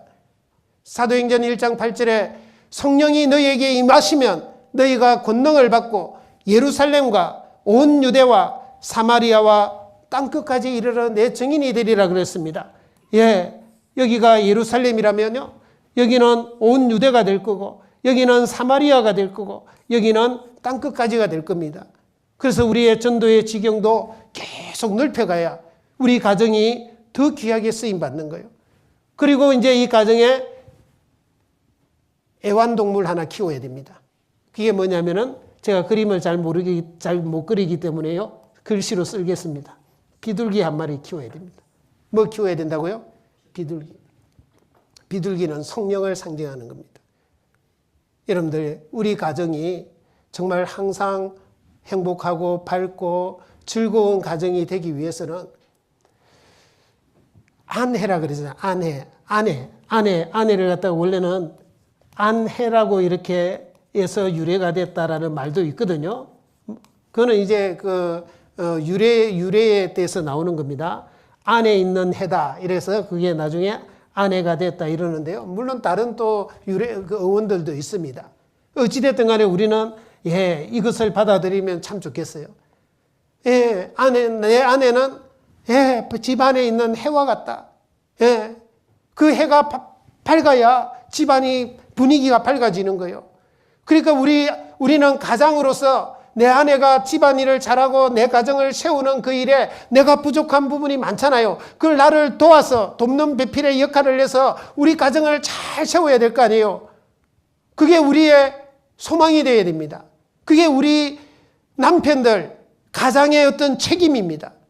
그렇게 되려면 아내가 그 일을 잘 할 수 있도록 우리가 어떻게 해야 됩니까? 자꾸 도와줘야 돼요. 우리가 그 아내가 그런 일을 잘 할 수 있도록요, 자꾸 이렇게 뭔가 힘을 줘야 되는 거예요.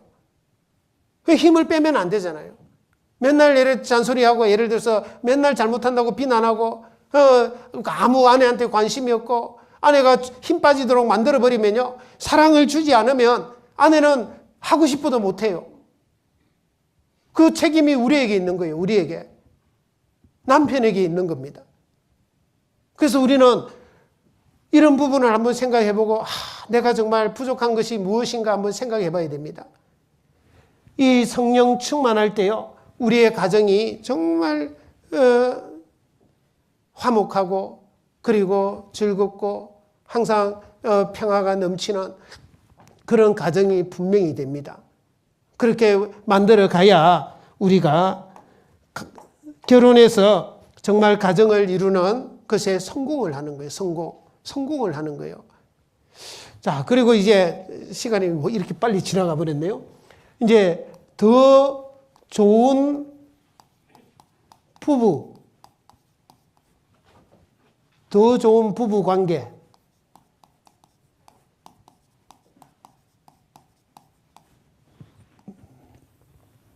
오늘은 그래서 가정에 물론 부모님도 계시고 자식도 있고 하지만은요, 오늘은 가정의 중심이 부부이기 때문에 이 부부에 대해서 부부의 관계가 어떻게 하면 좀 더 좋아질 수 있을까, 이것을 우리는 고민을 많이 해야 됩니다.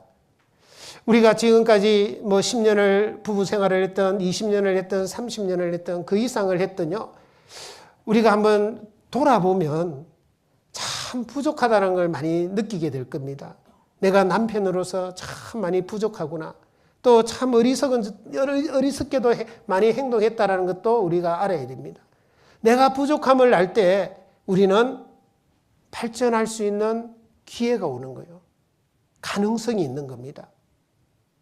나는 그래도 죄송합니다. 좀 전문 용어를 내서 못 먹어도 고야. 끝까지 가. 그러면 안 됩니다. 잠언 22장 한번 보겠습니다. 잠언 22장.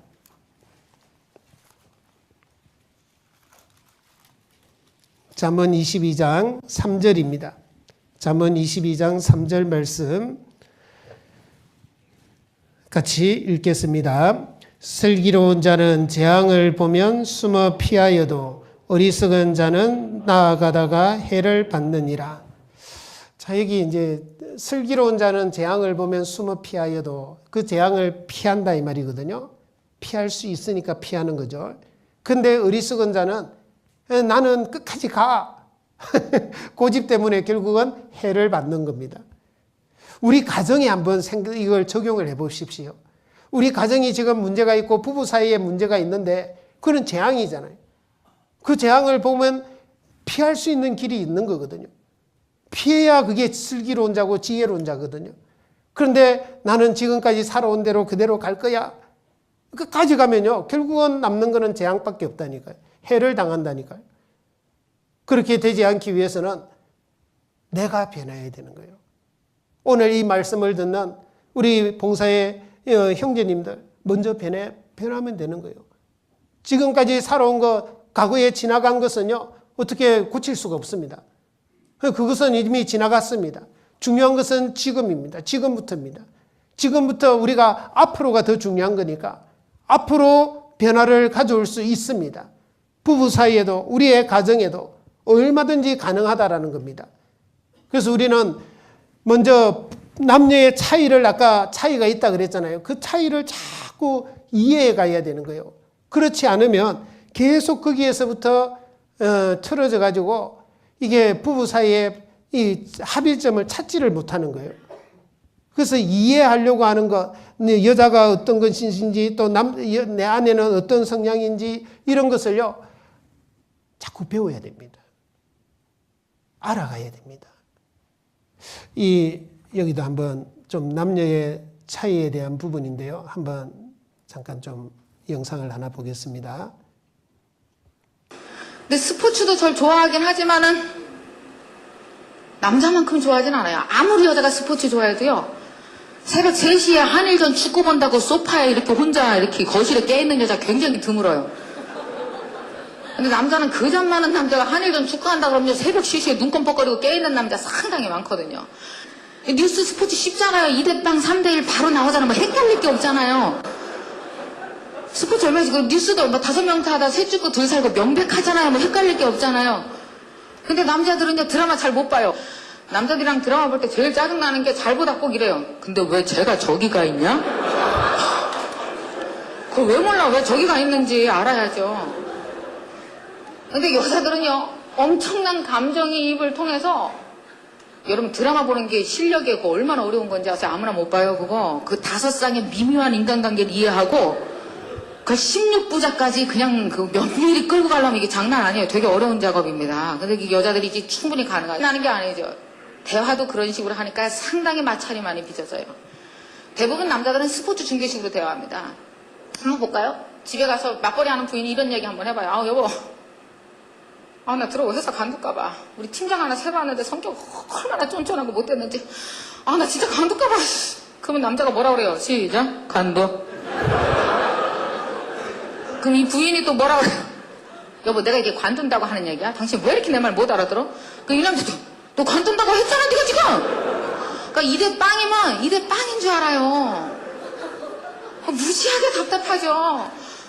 근데 여러분 보십시오. 여성들끼리 친구끼리 만나서 절대로 그렇게 대화 못합니다. 야, 나 간둘까봐. 우리 팀장 얼마나 성격 까다로운지. 아, 나 미치겠어. 그럼 여자들이 너 간둬. 이런 얘기 절대로 안 해요. 바로 드라마로 들어가죠. 무슨 일 있었는데? 그 인간 장난 아니다, 얘. 너 우리 팀장 얼마나 심한지 알아? 이 남자 나이도 어린데 말이야. 막 이러고 막 주위에 있는 팀장 3명만 해먹으면 아주 속이 다 시원해. 여자랑 대화하는 방법이 뭔지 아십니까? 드라마 끝날 때까지 기다리시는 거예요. 그러면 제일 좋은 결론은 그 사람이네요. 절대로 묻지 말아야 될 말이 어떤 말인지 아십니까? 결론이 뭔데? 이거 묻지 말아요. 결론 없어요. 그러니까 여성이 여러분에게 대화를 시도하는 거는, 만약에 여러분 부인이 집에서 여러분에게 대화를 시도한다면 그건 내 얘기 끝까지 듣나, 관심 있게 듣나 안 듣나 확인만 하는 거예요. 해결해달라는 게 아니거든요. 근데 남자들은 대부분 그 결론이 뭔데? 당신이 잘못했구만. 그럼 뭐라 그래요? 사랑이 식었어. 이 남자 나한테 관심 없고, 이러면 모든 대화 자체도 안 되는 거죠. 그리고 또 언어상에도 상당히 차이가 있는데, 남자들은 아십니까? 하루에 단어가 약 10,000개 정도밖에 안 생성된대요.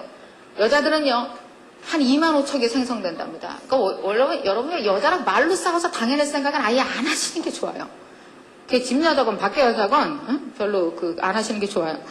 그 여성들이 언어에 관련된 능력이라는 것이 뭐 뛰어나다라는 걸 상당히 많은 데서 여러분도 사시면서 오랫동안 이렇게 살면서 증명하시고 사실 텐데, 혹시 여기 결혼한 여성분 중에서 남편이랑 싸우다가 아직 할 얘기가 밤새도록 해도 끝나지 않을 얘기인데 이 남자가 갑자기 코 골고 그냥 확 자버린 적 없어요? 되게 상당히 많은 남자들이 싸우다 중간에 코 골고 그냥 확 잡니다. 내일 얘기하자고. 그럼 막 속이 막 부글부글 끓잖아요. 근데 제일 좋은 방법은 자게 둬야 돼요. 그럼 여자들이 옆에서 막 울면서 그러죠. 어떻게 나를 이렇게 방치하고 사랑이 식어서 막 우는데 여러분 사랑이 식은 게 아니에요. 그게 그냥 단어가 떨어진 거지. 여자는 25,000개 갖고 너 들어오기만 해라 이러고 팍 계속 집에서 기다렸단 말이에요. 근데 이 사람 와갖고 자고 내일 얘기하자 그러면 여자 어때요? 돌아버려요. 밤새도록. 25,000개 단어 갖고 여자가 잘 것 같아요? 잠 못 자요. 밤새도록 울면서 온 상상을 다 해서 인간 10년 전부터 조금 사실 이상해졌던 거. 내가 이제 이 남자랑 더 이상 살아야 되는지 말아야 되는지 막 울고 막 25,000개 다 나가고 온 드라마 다 씁니다. 막 그러면서 새벽까지 막 이 남자랑 깨끗이 헤어지고 애 둘 데리고 혼자 쓸쓸히 사는 장면까지 드라마 끝내고 자잖아요. 예. 이 남녀의 차이를 우리가 자꾸 공부를 해야 돼요. 예. 그게 왜냐하면은 내 가정을 세우기 위해서. 이게 다른 이유가 없어요. 내 가정을 내가 세우기 위해서 우리는 여자에 대해서, 아내에 대해서 자꾸 알아야 됩니다. 이 아내들이요, 남편에게 상처를 받는 것 중에 대표적인 그게 이제 8가지가 이렇게 설문조사 결과로 나온 건데, 어떤 부분에서 많이 이렇게 상처를 받고 아픔을 느끼느냐 하면요. 자, 이 첫 번째는 남편이 아내에게 잦은 비난을 하는 겁니다. 아이고, 당신 그것밖에 못해? 아이고, 아직도 그것도 잘 못해 하면서 막 비난하는 거 있잖아요. 이 비난하는 것에 대해서 아내가 큰 상처를 받는다라는 겁니다. 또 하나는 그 아내의 말이나 행동에 대해서 무관심한 겁니다. 지금 아내가 어떤 말을 했는데 그 말에 대한 대꾸도 안 하는 겁니다. 지금 아내가 지금 어디가 아프다고 또 이렇게 했는데 또 들어 누워 있는데 아무런 관심을 가지지 않는 것. 그것이 많은 상처를 준다는 겁니다. 그리고 세 번째는 가장의 책임에 대해서 소홀하는 것, 소홀. 자, 이런 사람이 대부분 어떤 사람이냐면요. 내가 열심히 일을 해서 월급을 받아서 아내에게 주는 것. 이것이 남편의 모든 책임이라고 생각하는 겁니다. 혹시 우리 중에도 그런 분이 있으면요. 생각을 해야 됩니다. 이 가장의 책임은 그냥 돈만 벌어다 주는 것이 아닙니다. 지식을 따라, 성경에도 남편들아 지식을 따라 너희 아내와 동거해라 그랬으니까요. 우리는 항상 성경의 말씀에 근거해서 또 정말 아내와 남편의 관계가 더 좋아질 수 있는 그런 어떤 방법이 있다면 그걸 활용을 해서 우리는 같이 살아야 되는 거예요. 그럼 만약에 내가 월급 받아서 아내에게 주는 그것이 내 가장으로서 모든 책임을 다했다 이러면 그거는 아내가 절대 받아들일 수가 없습니다.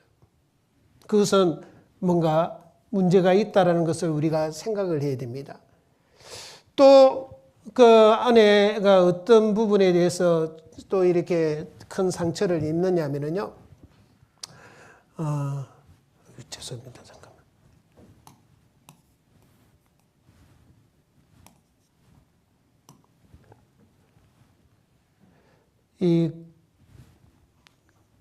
뭐죠? 예, 갑자기 생각이 안 났는데,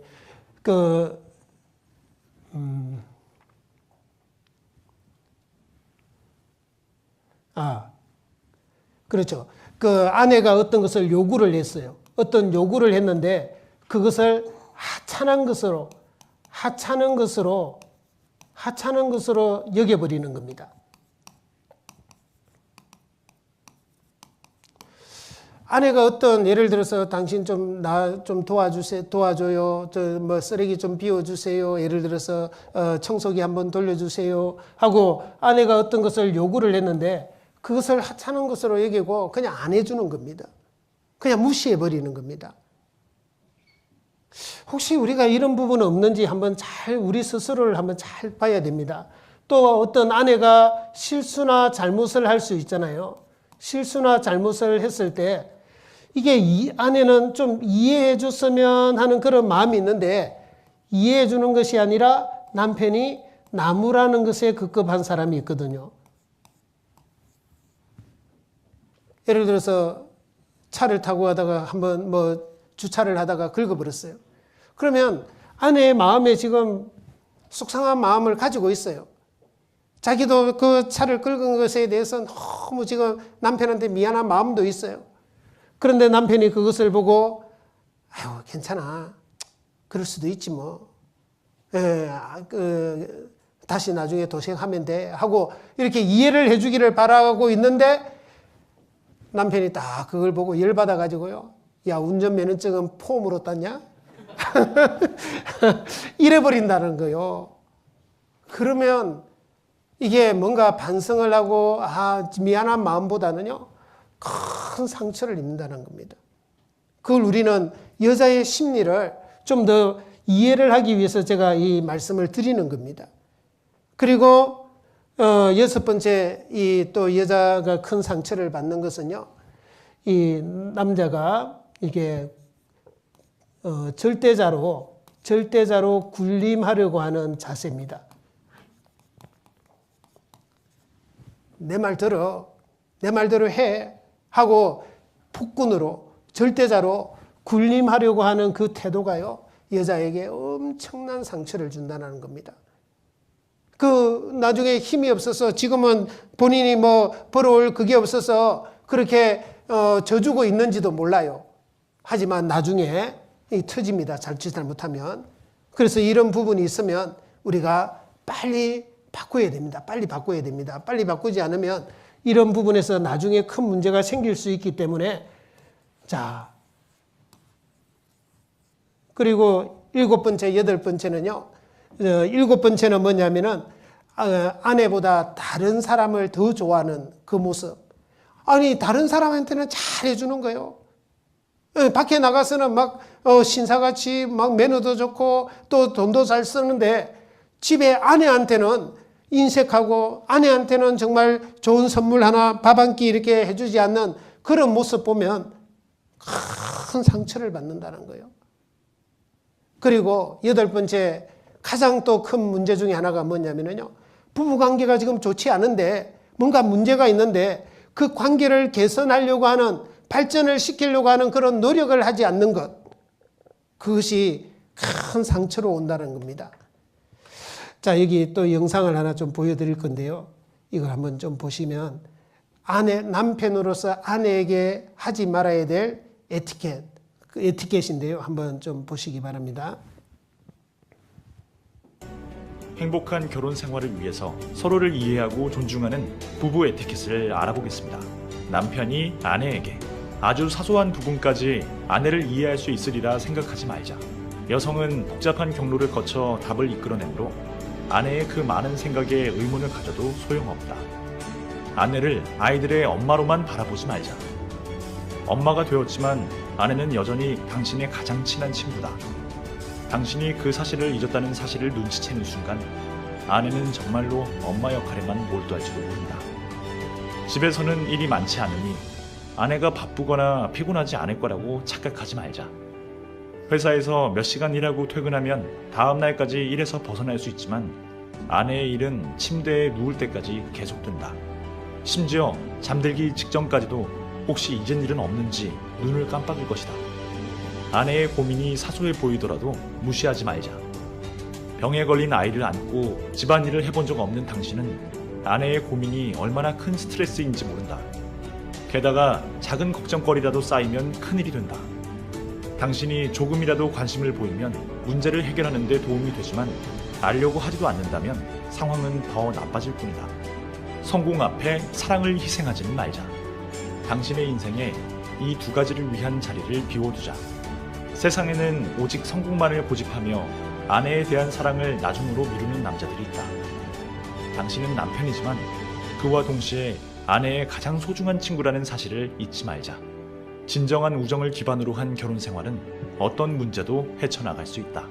한 지붕 아래 살면서 각각 독립적으로 행복한 삶을 꾸릴 수 있다는 생각은 버리자.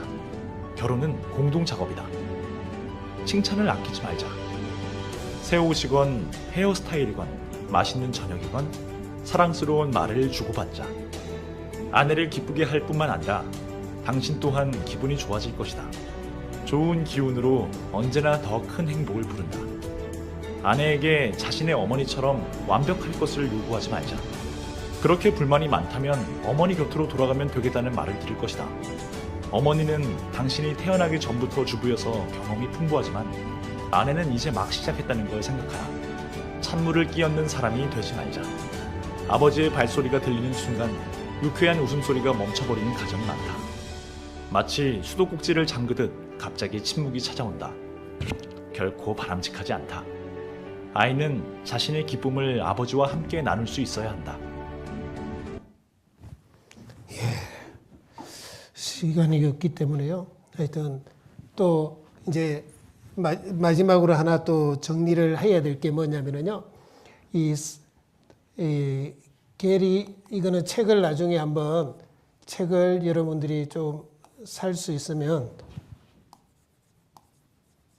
게리 체퍼먼이라는 사람이 쓴 5가지 사랑의 언어라는 책이 있습니다. 이 책을 여러분들이 나중에 사서 좀 볼 수 있으면 부부 관계를 개선하고 또 사랑을 정말 주요하게 효과가 있고 효력이 있도록 하는 이제 방법을 쭉 이제 설명하는 건데요. 이 사랑에도 5가지 언어가 있다라는 겁니다. 크게. 우리가 지금 사는 이 시대에, 이 세상에도 지금 많은 언어가 있잖아요. 한국어가 있고, 영어가 있고, 스페인어가 있고, 중국어가 있고, 일본어가 있고, 또 기타 많은 언어들이 있잖아요. 서로 다른 언어를 가진 사람이 만나서 이렇게 대화를 하면 통하지가 않잖아요. 나는 지금 한국말로 하고 있는데, 예를 들어서 여기 있는 사람이 영어로 하면요. 그걸 알아듣지 못하면 두 사람이 소통이 될 수가 없습니다. 그 내용을 이해한다는 것은 불가능합니다. 같은 언어로 하든지 아니면 그 언어를 통역해주는 통역사가 있든지 그래서 그 정확한 내용을 알아야만이 소통이 되는 겁니다. 그와 같이 이 사랑에는 사람마다 사랑으로 느끼고 사랑으로 받아들이는 것이 다르다라는 거죠. 다르다.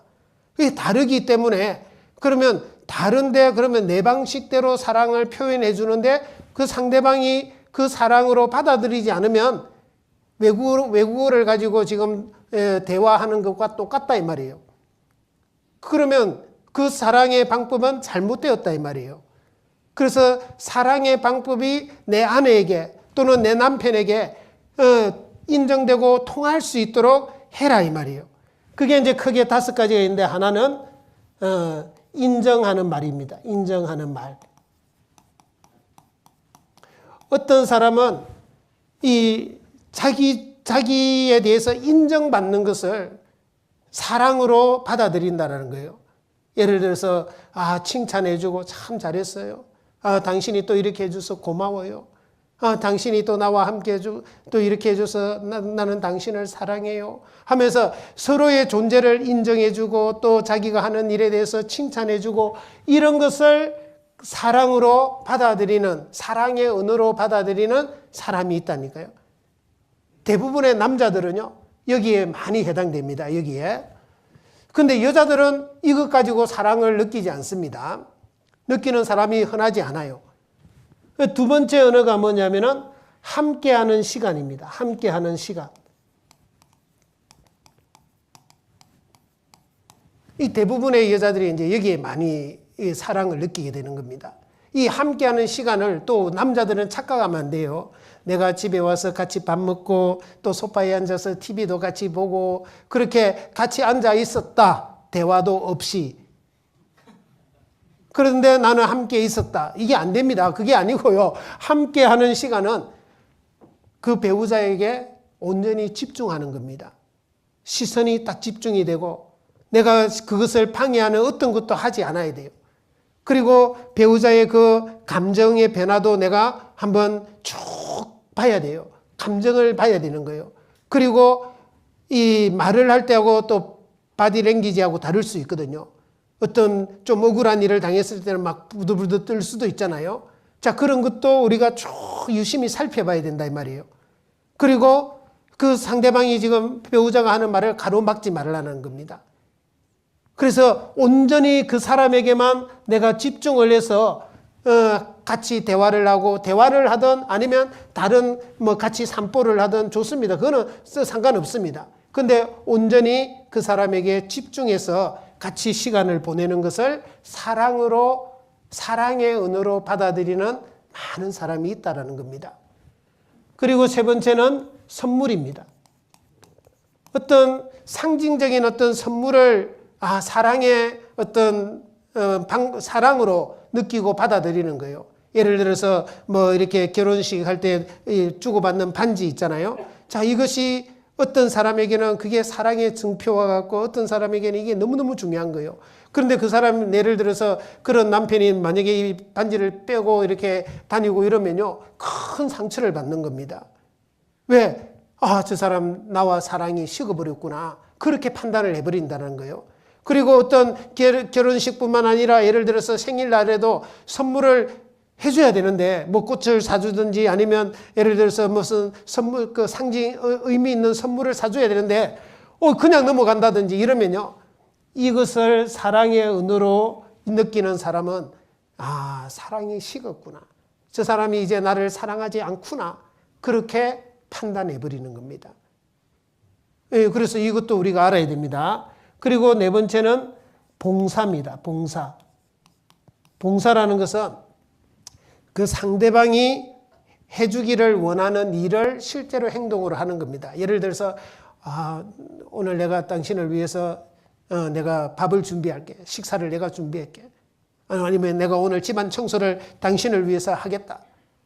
내가 오늘 막 그 세차도 내가 하겠다 하면서 상대방이 내 아내가 정말 나를 위해서, 아내를 위해서 남편이 해주기를 바라는 그 일, 그러니까 성경에도 보면 데살로니가전서 1장 5절에 보면 사랑의 수고라고 그랬잖아요. 정말 나를 사랑한다면 나를 위해서 수고하는 행동이 나타나야 된다는 거예요. 근데 이런 사람이 만약에 남편이 뭐 이렇게 좀 남편한테 뭐 좀 해달라 그랬는데 해주기를 안 해준다든지 또 해주기를 싫어한다든지 또 해주고 나서도 생색을 내면요, 거기에서부터 상처를 많이 입는 겁니다. 이 사랑의 언어라는 거예요. 사랑의 언어. 그리고 다섯 번째 스킨십입니다. 자, 이 스킨십을 사랑으로 느끼고 받아들이는 사람은 예를 들어서 밖에 외출 나가는데 이렇게 손을 잡아준다든지. 근데 만약에 이런 사람이 이걸 사랑의 어떤 언어로 생각하는데 남자가 혼자서 빨리 가고 있다든지 손도 안 잡아주고 그러면 큰 상처를 입고 이 사람이 사랑이 식었나 보다 이렇게 생각하는 거예요. 또 막 힘들다고 어깨도 아프다고 하는데 어떻게 해줘야 돼요? 안마도 해주기를 바라는데 그런 것도 안 해주고 만약에 무관심하다든지 그러면 남편에게 사랑을 받지 못하고 있다라고 판단을 하는 겁니다. 또 어떤 일 때문에 막 울고 있는데 막 눈물을 흘리면서 울고 있는데 이 스킨십을 그 사랑의 표현이라고 생각하는 사람들은요, 그 울고 있는 사람을 남편이 가서 안아줘야 됩니다. 안아주면서 위로해 줘야 됩니다. 그럴 때 사랑으로 느낀다는 겁니다. 그래서 이 사랑의 언어에 크게 5가지가 있기 때문에 자, 그러면 어떻게 해야 됩니까? 먼저는 나의 제1의 사랑의 언어가 무엇인지를 알아야 됩니다. 나는 이 5가지 중에 어떤 것이 내가 사랑으로 느끼고 받아들이는 제일 첫 번째 언어냐, 이것을 내 스스로 알고 있어야 됩니다. 나에 대해서. 그리고 나의 배우자, 나의 아내, 여기서는 지금 아내의 제일 사랑의 언어도 우리가 알아가야 된단 말입니다. 그래서 자, 여기 잠깐 보시면요, 여기 네이버에 들어가 보면 네이버에 들어가서 5가지 사랑의 언어 테스트 이렇게 딱 치고요, 딱 그 검색을 하세요.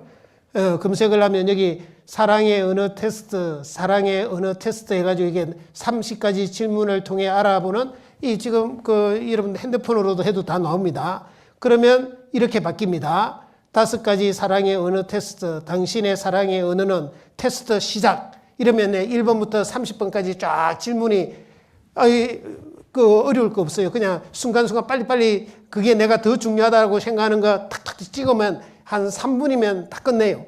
오늘 집에 갔어요. 아내하고 같이 해요. 같이 해야 됩니다. 같이 해서 그러면 결론까지 딱 내줘요. 당신의 사랑의 언어는 함께하는 시간입니다. 1번. 두 번째는 예를 들어서 스킨십입니다. 또 아내는 남편은 제1의 언어가 인정하는 말입니다. 또 2는 또 선물입니다 하면서 쭉 이렇게 나오면 그게 설명이 나옵니다. 이런 사람은 어떤 것을 좋아하고 어떤 것을 할 때 사랑을 느끼고 또 이렇게 했을 때 상처를 많이 받게 되고 사랑이 식었다라고 하는지 그런 것이 쫙 나옵니다. 그래서 우리가 그것을 가지고 오늘 밤부터요, 아내한테 가서 내가 오늘 그리스도인의 가정 생활을 배워보니까 내가 참 잘못한 게 많은 것 같아. 당신한테 또 참 부족한 게 많았어. 그래서 내가 오늘부터 새로 시작하고 싶어. 오늘부터 내가 좀 더 잘하고 싶어. 그렇게 그냥 고백하고요. 그래서 서로 우리가 그러면 당신의 언어와 나의 사랑의 언어가 뭔지를 내가 좀 정확하게 알고 거기에 맞춰서 내가 노력해 볼게. 그렇게 한번 했으면 좋겠어요. 마지막으로 한 구절만 보고 마칠게요. 마태복음 7장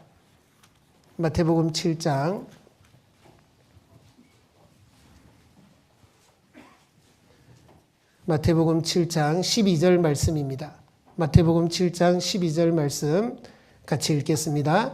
그러므로 무엇이든지 남에게 대접을 받고자 하는 대로 너희도 남을 대접하라. 이것이 율법이요 선지자니라. 우리가 남편은 아내로부터 이렇게 해줬으면 좋겠다는 그런 바람이 있잖아요. 그 바람으로 아내에게 먼저 해주라 이 말입니다. 서로가 그런 마음으로 하면 부부 사이가 훨씬 더 좋아지고 부부 사이가 좋아지면 가정이 훨씬 더 행복하고 가정이 주님 앞에 든든히 세워질 것입니다. 우리는 가장으로서 내가 지금 만들어가는 이 가정을 굳건히 세워야 되겠다. 주님께 더 귀하게 쓰임받는 가정이 되고 또 주님의 축복을 대대로 주님이 언제 오실지 모르겠지만 주님이 오시는 그날까지 대대로 축복이 또 신앙이 계승되는 그런 가정이 되도록 해야 되겠다 하는 그런 목표와 또 소망을 가지고요. 우리가 그렇게 한번 노력해 봤으면 좋겠습니다. 같이 기도하겠습니다. 주님 은혜에 감사합니다. 오늘 저희들에게 또 그리스도인의 가정 생활에 대해서 배울 수 있는 시간을 허락해 주셨습니다. 정말 우리가 그동안 어떻게 살았든지 간에 그것은 이미 지나간 것입니다. 하지만 앞으로 우리가 어떻게 살아서 우리의 가정이 더 나아지고 주님 또 앞에 더 귀하게 쓰임받을 수 있는지를 또 생각하고 또 그것을 위해서 내가 지금 해야 될 것이 무엇인지를 우리 형제님들 깊이 생각하고 또 행동할 수 있도록 하나님께서 지혜를 주시고 또 마음의 결단을 주시고 또 우리가 정말 삶의 변화를 가져오는 귀한 시간이 되기를 간절히 소원합니다. 또 내일 있을 또 직장 생활과 또 토요일 날 있을 교회 생활에 대해서도 우리가 또 많은 것을 배우고 우리의 또 신앙의 유익이 될 수 있도록 도와주시기를 간구드립니다. 우리를 사랑하시는 예수님의 이름으로 기도드렸습니다. 아멘. 수고했습니다.